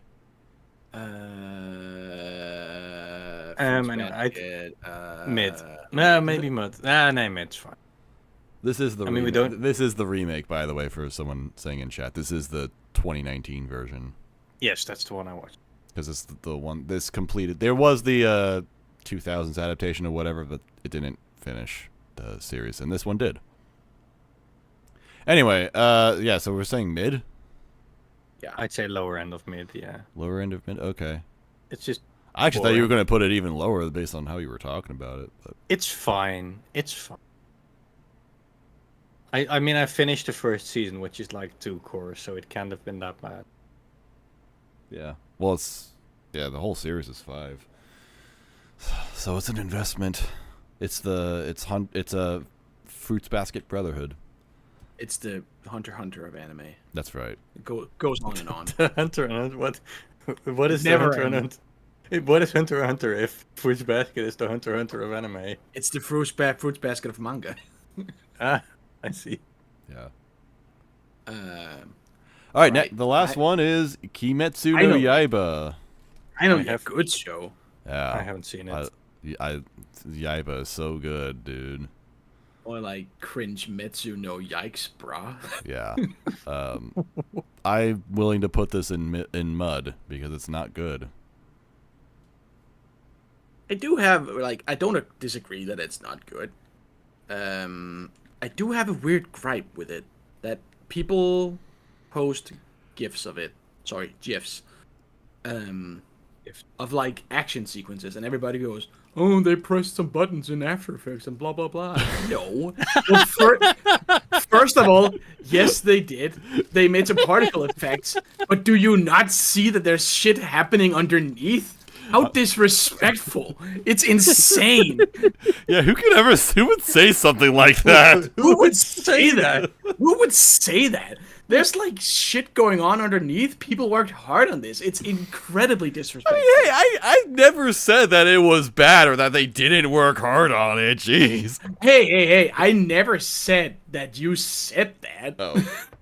Well, I did say that exactly. But people do say that.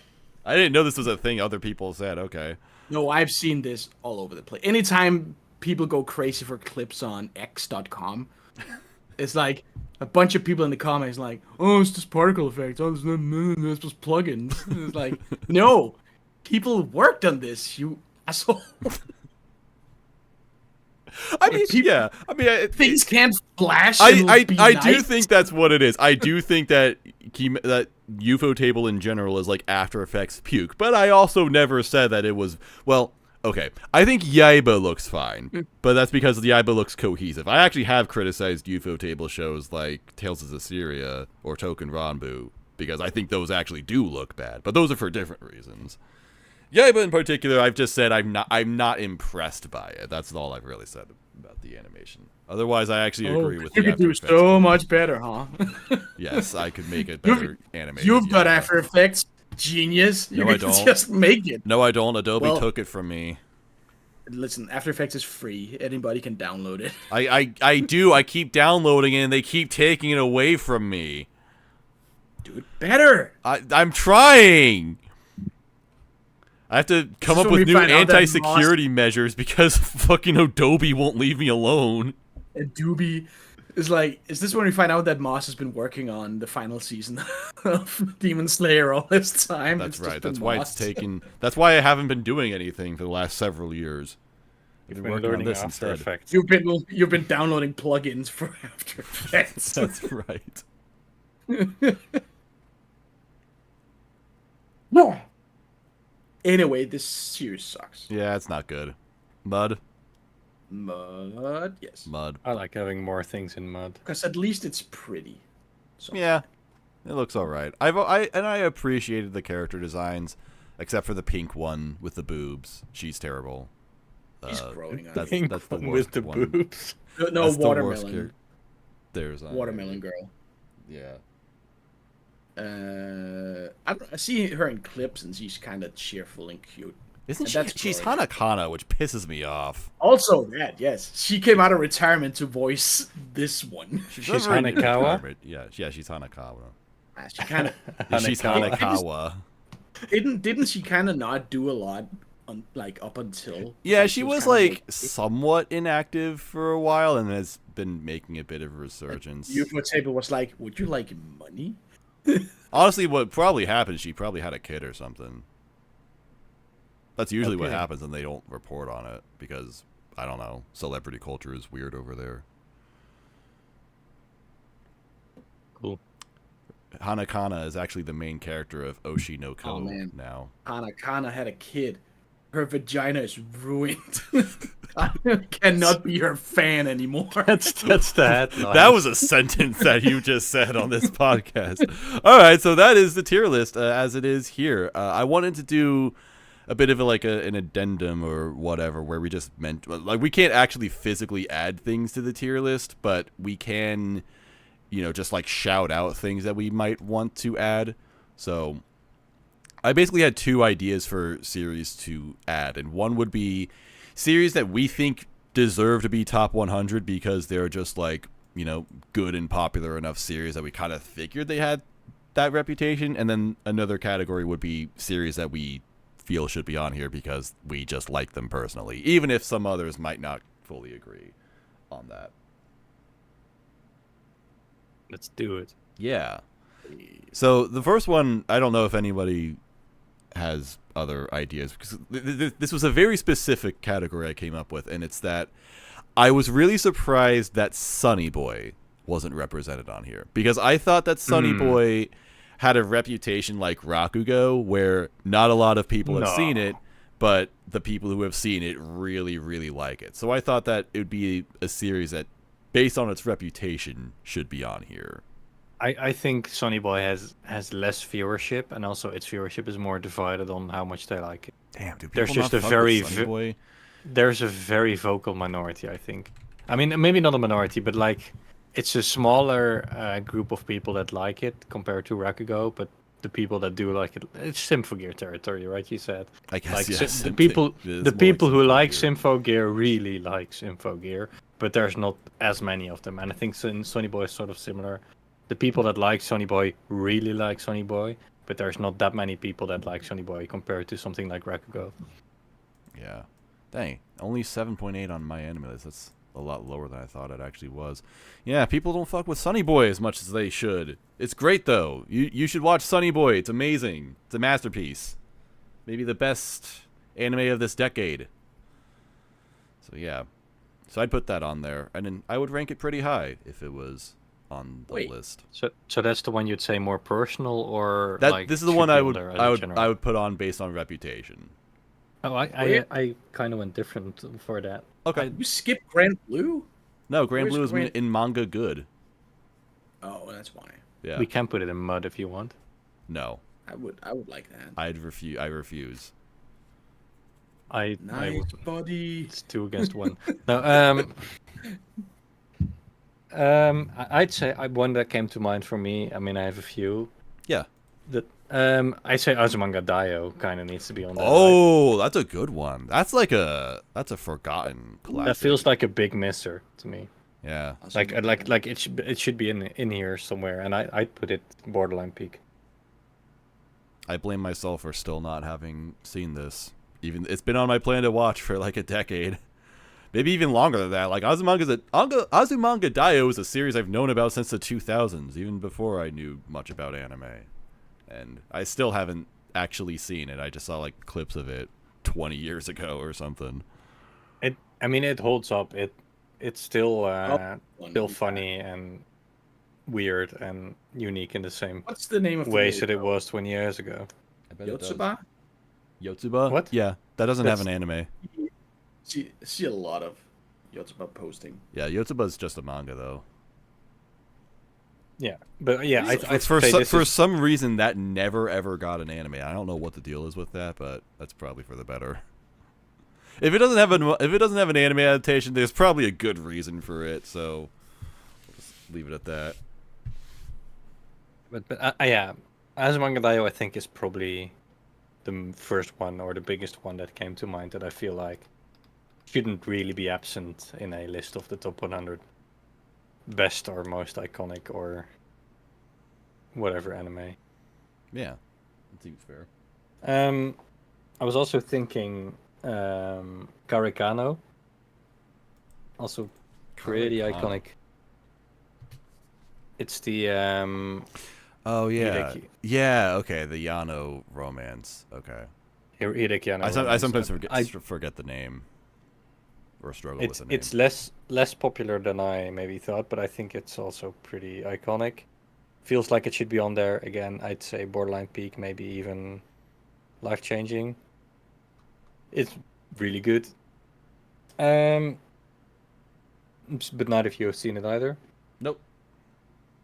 I was also thinking Dragon Maid. I feel like I was surprised that it's not on there. Oh yeah. Dragon fits. Knight.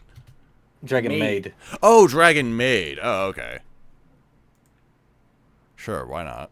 That feels I- like I wouldn't recent mind. and popular enough that it should be like at least lower end of the top 100. Mhm. I feel like if you'd ask people to make this list maybe like 2 years ago, it would have been on there. Yeah, that's fair. There's a bunch of very like Reddit core shows. I feel like aren't I considered against Reddit stuff like Prison School. Why is that not there? Prison School's been Prison forgotten School. about kind of quickly, honestly. Like I don't It's I too don't really bad. see It's anything about fucking- Prison School nowadays. Fucking excellent. But yeah, Like a bunch of itchy stuff isn't there that really feels like it should be. Was Azukan on there? Azokan was not on here actually. That's another one. That's That's another series I've like had a very very fast like falling out of people's memories. I blame this on the fact that it just came out. It literally came out right when the pandemic started. So it's like Yeah. it's from this prehistoric age I in still a listen to non-pandemic the world. OP all the fucking time. It's so good. It's such a good OP. I did not like that OP very much. Well, fuck Ah, come on. Yeah, you're fine. That's fine. I hate how you're the- that's fine. I won't even go into it. But yeah, Azukan also feels like it should be more Reddit core, to the point where it should be on this list. I feel like Mori would do a cover of the Azukan OP. You've probably sung it in karaoke or something. Definitely. Someone in the chat said Josh and Chan Dropkick is better than Dragon Maid. I like Josh and Chan Dropkick, but I wouldn't say that. Yeah. And no one else did. Exactly. No one else likes Josh and Chan. Exactly 2,000 people did, and that's why they made a season 2. Dropkick. Yeah, because they all had money, so they gave it to Josh and Chan so that she can go gamble. I have not seen Josh and Chen, but I can't imagine it's better than Dragon Maid. Someone's mentioned High Devilman Crybaby. I like that edition. High School DxD. High School Devilman Teens. Crybaby is cool. I'm not surprised it's not on there. That's very retro at this point. High School DxD. Devilman might Crybaby actually- is ancient anime. Oh, yes. Maybe I'm just living in the late 2010s. But Usagi Drop feels like it should be on What a there. shitty place to live. The late 2010s. Usagi Drop. Usagi, should be on here, and then I would put it in the manga good tier. Don't do that. I'd rather it not be on there. Was Yuri on Ice on there? Nope. Nope. It feels like it could have been. Yuri on Ice, I actually don't know if there's still like interest in Yuri on Ice. They let that series just die. Yeah, I think that kind of died. Well, oh, that reminds me of a tweet. Like the opposite is like Yaoi on fire. Yeah. The opposite show. But yeah, Usagi Drop feels like again one of those shows that's very iconic within its within its subgenre and also pretty popular. So I would have expected it on there. Yeah, that's fair. All right, what Um, about series that we would personally put on there, but not necessarily expect everyone to agree with? Like if this was our Hidamari sketch? Hidamari sketch, people like Hidamari sketch. People fuck with that. Oh, that's Monster fine. Musume. Easy. It's the only 10 out of 10 I actually have. Oh, That's Oh, on wait the a minute, list already. 7.45. Never mind. People do not like. I didn't realize this. People forgot. This doesn't about even have Hidamari sketch. 100,000 members on my anime list. I No, thought a yeah. lot of. Okay, I guess this is just me posting on 4chan too much because that's how I imagined that Hidamari sketch is really popular. Hidamari sketch is iconic, quintessential slice of life, I'd say. Like, there's K-On! And then there's Hidamari sketch, and you have to watch those. I like saying on. But people just chose to forget about Hidamari sketch because I don't fucking know why. I want to shout Get out. on that shit. I want to shout out someone saying Yuri on canceled in chat. I like that name. We're calling it that now. Anyway, yeah, Hidamari sketch is my only 10 out of 10 that wasn't already on the list, which kind Oh. of surprised me. I thought of Um, one. Great Pretender. That would have been great. Oh, yeah. I love that. But personally, I would put Monster Musume on. Monster Musume, of course. Would That be. is very important to me. And it has almost like 800,000 members. Nah, 750,000 members. Wow, on this Mal. is the wrong Monster Musume, Lamau. Yeah, not the Doctor one. That That one was sucked. terrible. That show was horrible. I also have beef unrelated to Hidamari sketch. Because people keep fucking saying that Lucky Star like pioneered the 4-girl slice of life format. It fucking didn't. Hidamari sketch precedes Lucky Star. Fucking didn't. It's K-On! older. Is right there. Are you, Gay on this- do you mean to tell me that this fucker, Yukata Yamamoto, took credit for things that other people did and is not a very trustworthy person? You're gonna disrespect the greatest anime director of all time, Yamakan, like that? I don't know if he claims himself that he pioneered the genre, but people are like, yeah, the girl slice of life, 4-girl, cute girls doing cute things, slice of life as we know it started with Lucky Star. No, it fucking didn't. So Hidamari sketch. Have you considered been that? erased. Yes, it did. Hidamari sketch. It has been erased by history, but we will fight back. The sketch has been erased. What if they just made a series together called Lucky Sketch? Ooh, Hidamari Ooh. stars. Ooh. Anyway, yeah, Hidamari sketch, life-changing, iconic, quintessential. Those things.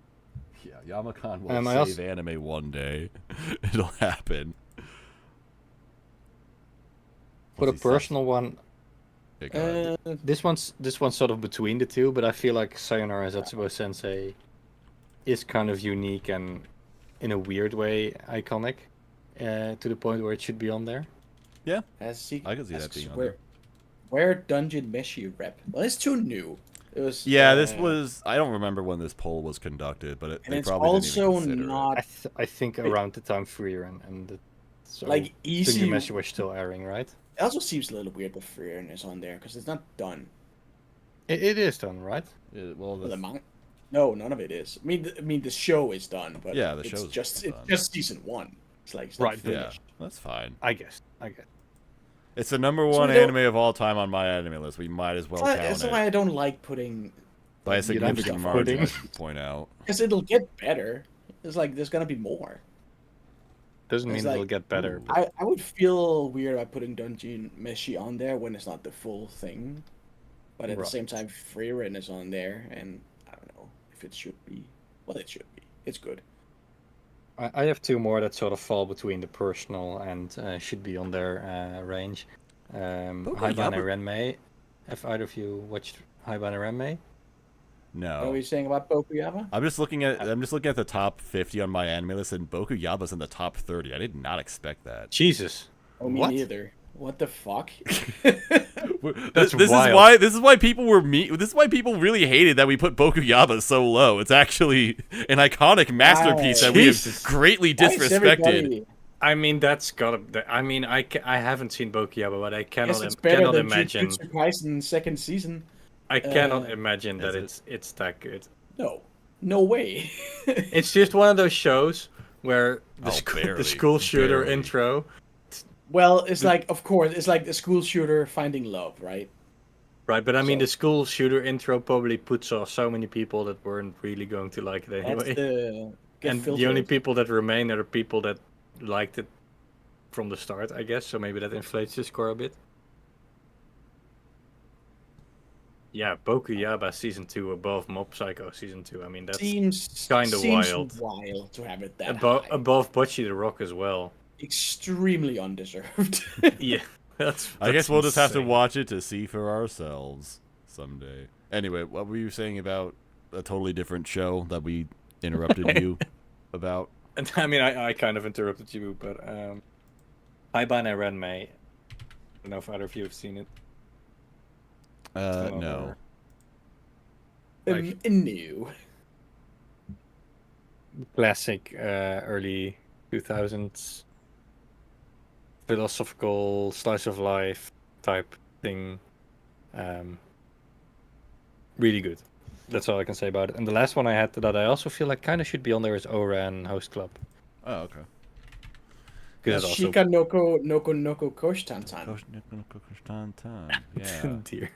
Where's That'll that? be on the next top 100 anime poll or whatever. And this is. where the fuck is Overlord? Yeah, where is Overlord? I don't know. Where is season 4? Give me. Over 4. Their most loyal soldier. Please give me season 4. That's all I Popularity. want. Popularity 130. Oran's actually more popular than I thought even. Yeah. Oh yeah, Oran went. Or people went nuts for Oran in the 2000s. Alright. I mean, yeah, but I imagined maybe over time there have been enough popular seasonal shows that have overshadowed it. But no, it's got a very fair amount of members. No, maybe it's one of those. that's maybe Yeah. it's gotten cancelled. Oh man, I'm such a fake Overlord fan. What? Is season 4 out? No, it's not. Yes, it is. Yeah, I was gonna say. I'm What? like, I could have sworn they did. I honestly thought I thought Overlord there was on like only season 3. 7 by now. Emperor. Yeah, it came out 2 years ago. How do you not know about this? Okay, that is 4. All right, give me 5. All right. Well, I'm trying to. I'm what? trying to think of others, but I think I've pretty much covered the ones that I think should be on there. you got a bunch of good ones. The one that I had in mind for something that I would add, but I wouldn't expect a lot of people to agree with me upon, would be Happy Sugar Life. I often Great OP. Yeah, fantastic OP. I often consider this to be generally the most underrated series that I have seen ever. And I get why it's not rated very highly, because it's a series that starts off in a way that's meant to be unlikable. Like, essentially, you're supposed to watch the first episode and not like it, because you're supposed to think the characters are not very good and that they're doing bad things, and it's just, like, kind of weird. But that's the point, because it is about a series about a character who is doing a very bad thing. So it kind of messes with your perspective on like what a story should be, I guess. Like, you're watching the main character and you're supposed to think that because it's the main character you should side with them or something, but like, no, you should be against what they're doing. And the main villain of the series as a result is not really these other characters trying to stop her. It's reality itself. The fact that this premise can't actually work because it doesn't make any sense. It's really, really fascinating. It's just one of the coolest stories that I think I've ever experienced, and it's just awesome. And also, it's a yandere story, so that's totally my thing as well. I might actually revisit it sometime. I've only seen it. Yeah. Again with the happy sugar life. This guy again, he just can't shut up about it. I won't shut up about it until everyone has seen it and agrees with me that it's a masterpiece. I have seen it, and I don't like it. Yeah, of course you don't. Ah, fucking course you don't. Of course you don't. What's wrong with you? Yeah, thought I was going to say The Journey of Elena. Yeah, maybe. I actually don't think I would put Journey of Elena in top 100. Like, as a series, no. But the character of Elena, like, absolutely. Alongside such masterpieces as Boku Yaba? No way. Yeah, it's not ready for that level of credibility yet. And I guess Tensei. Yeah. I guess I have two more just scrolling through my list that I think could have been on there. Golden Kamui and Barakamon. Oh, Golden Kamui's great. I would have loved that. Oh. I feel like Golden Kamui could have had a shot of making top 100, right? It's pretty popular. It's generally well liked. I'm really wondering what the just outside of the top 100 looks like. Do we have those stats? No, I don't think we do. I don't even know where the poll exactly was for this. So I think Fetch did it. I have to ask Fetch.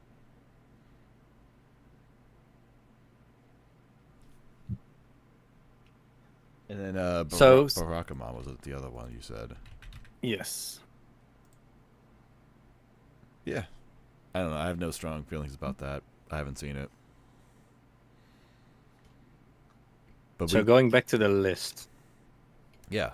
Right now, Tatami Galaxy is on top, and I mean, I think that's great. Yeah. But I'm also the only person that had seen it out of the three of us. Well, Sinris also saw it. Sinris advocated for this.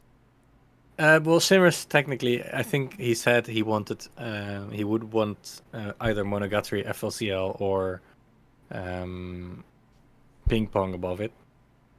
I think we have all seen Monogatari and have all liked it, right? I guess, yeah. So is that an argument to put that on top because it's more representative of the entire crowd? Because it'll get a bunch of Twitter attention, sure. I mean, I am personally very fine with Tatami being on top, but it feels a bit weird having it on top. I don't really mind. I don't mind the order of all this too much because at the end of the day, it's going to be imperfect, just like no matter what. Right, but I feel like the top spot might be one to discuss. I don't mind putting Monogatari at the top anyway. I think did I mention the top 100 result that we did as a podcast years ago? Because there was a thing about that with Monogatari. I wonder if I can find it. So back at the start of the decade, I was going to do a thing where I have to really find this. I don't know if I can find it. So I started a project that would be our own top 100 anime of the decade. It was a survey conducted as a podcast. We got like basically everyone who listens to the podcast took part in it. They shared like their top 10 of the decade, and then everyone in the podcast brought their top 25 and some others as well. And so so I was going to put together these lists that were based on all of this. There would be the viewers top 100 and then the podcast top 100. And the point of this is that both lists somehow had Monogatari at second place. For both lists, number 1 was different, and also number 3 was different. It was Steins Gate and Hunter x Hunter. I forgot which one won either list, but somehow Monogatari was number 2 on both of them. It was perfectly consistent. So there was no clear top. There was no winner of that poll. There was no clear winner. It was basically a tie between Monogatari, Steins Gate, and Hunter x Hunter, between all 3 series and between both lists. So Okay, so I mean, off the back of that, knowing that Monogatari was second in the podcast member list, Yeah. feels like it should be fine to have that at least at the top or next to Tatami Galaxy, right? yeah, we'll just put that there because Just for why not? for the sake of it. And you should really watch Tatami Galaxy. I should. I should. It's the goat. Okay. Okay, hang on. I'm gonna share this because I never actually shared the data that we got from this. I did actually. So I didn't end up releasing this because I wanted it to be a big project. I wanted it to be a big presentation, and I just did it. This was also around the time where my computer basically bricked, so it was like impossible to do a bunch of stuff. A lot of, and also the pandemic. Lots of shit happened at the very beginning of 2020. So that's why this never came out. But I did end up compiling the list together. So so yeah, this is it. This is the top 100 list that I did years ago that was never released. Steins Gate one. So okay, I actually have it in 2 different lists. Total and then VIP. So I guess I don't know how this actually worked. I don't remember what my rules for this were. And also I was wrong because Monogatari is definitely not second in all of this, No. but I don't know.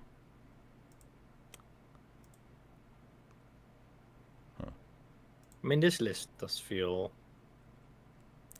Rakugo placed second in terms of VIP, and Monogatari. I guess Monogatari was third consistently. That's the thing that I was saying. So it wasn't second, actually. Sorry, I lied. Spread false information. third for both, it seems, right? Yeah, this is the list for everything. So Steins Gate overall won it, and then Hunter x Hunter was second, Monogatari third, Ping Pong, Rakugo, Attack on Titan, Silent Voice, Fate Zero, Madoka, Haikyuu. That's the top 10. Zangatsu on 12, Tatami on 17. Hibike on 14. I wouldn't have necessarily expected. Oh yeah, I don't know I don't know what server core is, I'll be honest. I mean, I know the Steins Gate, Hunter x Hunter, Monogatari is pretty server core, but outside of that, I don't keep track that closely. And I mentioned this. Symphogear had 3 votes, and all of them were for first place. So Symphogear got in the top 100 based on 3 people. Although we also did the same thing for Kara no Kyokai. So I think it was like Sinris was the only person who had. I don't know. It was someone who had it as their number 1 specifically, and like nothing else. So that was funny. Hidamari Sketch 59. I'm happy with that. Recreators also got into top 100 specifically thanks to Nyx. So thank you, Thank Nyx. you, Nyx. Shout out. Good job, Nyx. Did anyone from the podcast vote Hidamari Sketch? Maybe Cav or something. Well, it was for the 2010s, so this wouldn't. Hidamari Sketch would not be allowed. It was in there, I think. Nope. The first season isn't 2010, but wait, scroll up. What did I see that I thought was Hidamari Sketch? Like number 59. Oh, shit, you're right. Dang. Because a lot of Hidamari was wrong. Sketch aired in the 2010s. I didn't know that. Okay. Today I learned. Yeah, I think it's like 2007 to 2013. Pretty evenly split.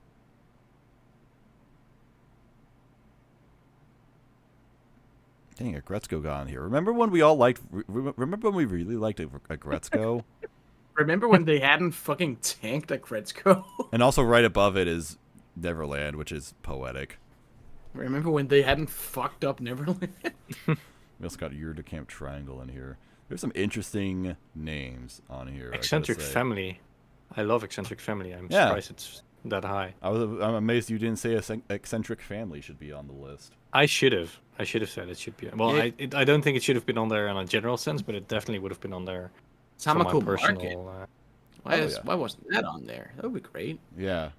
It was. They do the well, yearly rewatch with Tay. Yeah. It's Tay's I don't birthday know. today, by the way. Congrats. Happy birthday. Happy birthday. Happy birthday, Tay. Hey. Fate Steel, thank you. Thank you. Why do we have a soundboard for MSG alert? Oh, it's MGS. Never mind. MSG alert. This shit too salty. But yeah. So that's our top 100 that never got released, and this is our tier list of the top 100 anime that Reddit decided. So overall, I'd say we did good. I think most of the good stuff we said good things about, so they're placed in the higher tiers. The things that we don't like and think don't deserve to be on here are in the low tiers. But there aren't that many, so that's a good thing. You know, we only put 6 series in Super Hell, so I like how most of those we just slammed in there without really discussing them because we just wanted to have more stuff in there. But they do feel right to have in there. yeah. So I think it's good that we only disagree with maybe like 10% of the entire list and say We have that 4 stuff we shouldn't be don't there. know. Because no one showed up. To Yeah, but you know what? I'm willing to bet that Monster's a good series. Higarashi's probably good. I don't know about the others though. I don't know, but they're probably not terrible. So that's good. I bet if we watched Railgun and Unlimited Blade Works, we'd put them above Super Hell, and that's what matters. And I have seen Yes. Unlimited Blade Works. Oh, you have? Yeah. Wait, what do you think about it? Right. Okay, I'll It's put it in good. mid. No, it's good. Okay. It's, Lower quality? why which is is we it? don't know. Because Because none of us none have of- seen it. I asked you if you've seen it. No. I mean, I'm pretty sure I would have said I saw it. I feel like we just didn't have enough to defend putting it anywhere. That's fine. We were specifically waiting for Sinris, I think, to Yeah. place a fate entry. Well, where would you place it since you're the one who has seen it? I'll put it in high quality. High quality. All right, I'll put it in the middle of quality, around right by JJK. Carnival Phantasm is missing from this list. That shit is incredible. That's what I always hear about this series, even though Would it's you like say a, it's It's shocking to me that when I found out that it got made before all the other Fate stuff ever got adapted, really? yeah. it's like people watching it would have had no fucking idea what's going on. Would you say it's Carnival fantastic? I would. Nice, Nice. nice. Nice. One less mystery. All right, so now this is the tier list if I can ever get it. There we go. Wait, did this one also? Why didn't it update? Hang on. I told it to update. This is stupid. What Whatever. the frick? What the freak? All right, this one's better. Oh, there is stats on Freaking freaks! on the top 100 beyond beyond number 100. Actually, Grand Blue is exactly number 100. It barely made the list. Nice. And My Dress Up Darling is the one that barely missed out on 101. Where you getting this from? I can share it. Yeah, share it. Oh, Dress Up Darling is very Reddit. That's an extremely Reddit core. series. Manga fucking sucks right now. That's unfortunate. It's just going nowhere fast. It's becoming the new Rent a Girlfriend. Okay. All right. We have information on our anime's favorite anime. So- Wait, was Rent a Girlfriend on there? No, right? No, it was 101. Okay. So all right. Oh my wow. God. There's bonus top 400 along with Oh, this. are we doing the next 200? Yeah. Yeah. Let's do the top 500. No, list wait. instead. Oh, they go all to 500. Let's Jesus talk fucking about our Christ. opinions on Aka 13 and Jormungand. We're gonna Yes. be doing this for the rest of the year. Shirobako? Shirobako. Oh, Delicious in Dungeon is 107. There it is. Yeah. Overlord 109. All right. So Sunny the good Boy shit that I was comes talking down. about missed out. It's 119. All the good shit is Wow. in the top 200. Yeah, so Grand Blue was Golden- 100. That's amazing. Then My Dress Up Darling, Sword Art Online at 102. That actually surprises me. I thought Sword Art Online was dead enough where everyone had just plain forgotten about it, but actually it barely missed.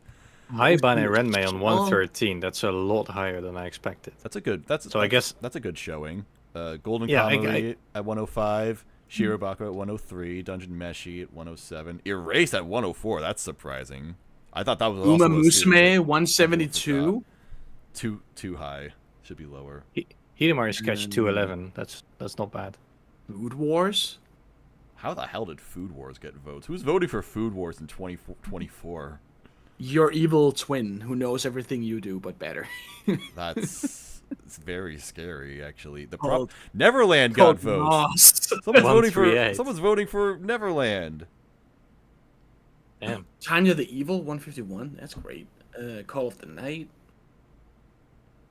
Blue Lock should have been on here. Blue Lock slash. High School DxD is 156. Where's Uma Musume? I'm gonna be so mad. No, not Uma Musume. What the fuck am I talking about? Monster. It's not even on the top 500. Damn. Oof. That is a fucking indictment. It's gonna be 501. This is fucked up. Yeah, where's the next 500? Oh, this is interesting. Ava rebuilds were considered separate from Ava. So we were wrong for considering the rebuilds along with the rest of Ava, I guess. No. Did we? I don't think we did. No, I don't think we did. I think we did we not? considered it alongside the end of Ava. Yes. What? Was it? Wait, Yeah, is no. End of Ava also on here separately? No. That'll be funny. No, it isn't. Then how would it be set? What? This is End confusing. of Ava is a direct follow up of the original series, whereas the rebuilds are kind of like a alternative Hold timeline the- thing. Fucking door. Amagi Brilliant Park is at 470? They should be ashamed. That show fucking slaps. Hidamari sketch at 211. So some people out Yeah, there that's. wanted Hidamari. Here it I'm is actually on here. surprised to see it higher than something like. Happy Sugar Life 402. Nice! Let's go! Someone out there Six- listens to this podcast and voted. 6 spots below 7 Deadly Sins. I'll take Seeing it. Hidamari sketch. Hey, above you know something what? Like, It did better than Wonder Egg Priority, so there's that. Great. That's awesome. I consider that a win. That was great, Pretender. how much my. could I have pushed Hidamari sketch up had I voted? How does this work? I many- missed this vote. I did too. Yeah, none How of many us knew points would I about have this. given it if I placed it second? 4 points more. Where would it have been if I had voted? Ooh, golden time. I could have pushed Hidamari sketch. No, I couldn't have put it. Senko-san got a first place vote from somebody.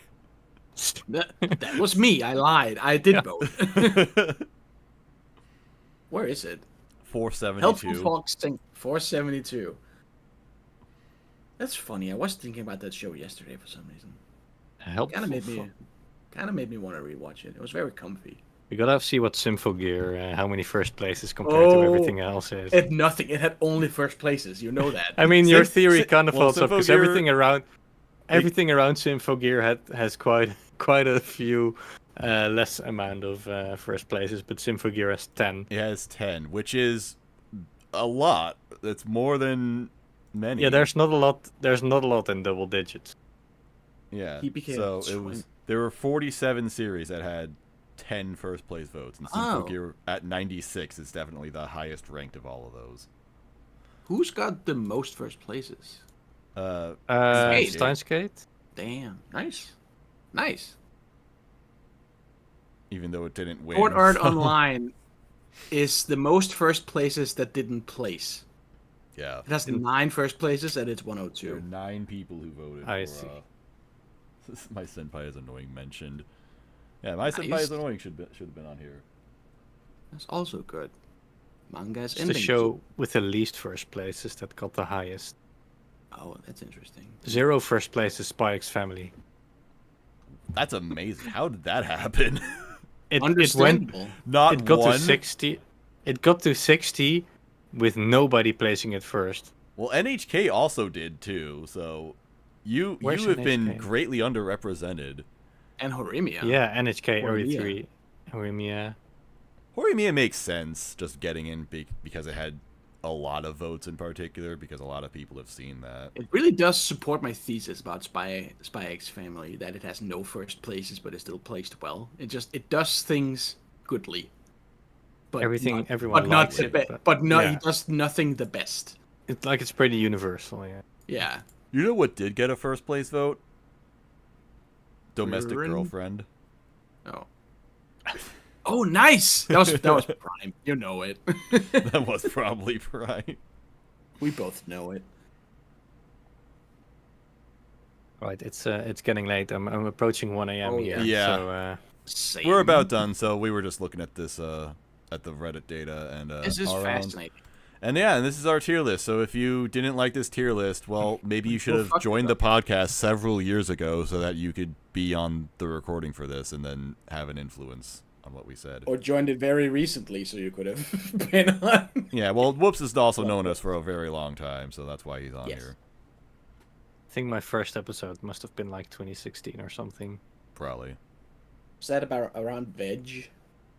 I've Veg done was veg, yeah. 2018. He was pre-Violet Everweekly. Damn. I think fall 2016 might have been my first. pre-vev.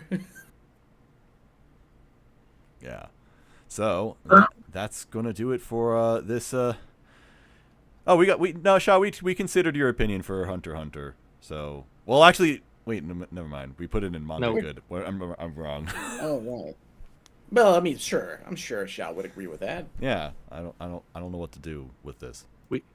We considered you specifically for Gintama, Haikyuu, Hunter x Hunter, I think. Yeah. And just pushed it up further than we would have placed it ourselves. For further than deserved. Further than the universe. A ranking further than second best. That's right. All right. Just Anything the else one. we gotta say before we get out of here? Uh, Shaw said close enough, so we're good. listen to the Dungeon Meshi wrap-up episode. me Yeah, and we Sinners just did. Yeah, you guys just did you and Sinners did an episode about Dungeon Meshi, so we did that. Listen We're to gonna that. have me and Bex are gonna be doing something tomorrow, so that'll come out this week as well.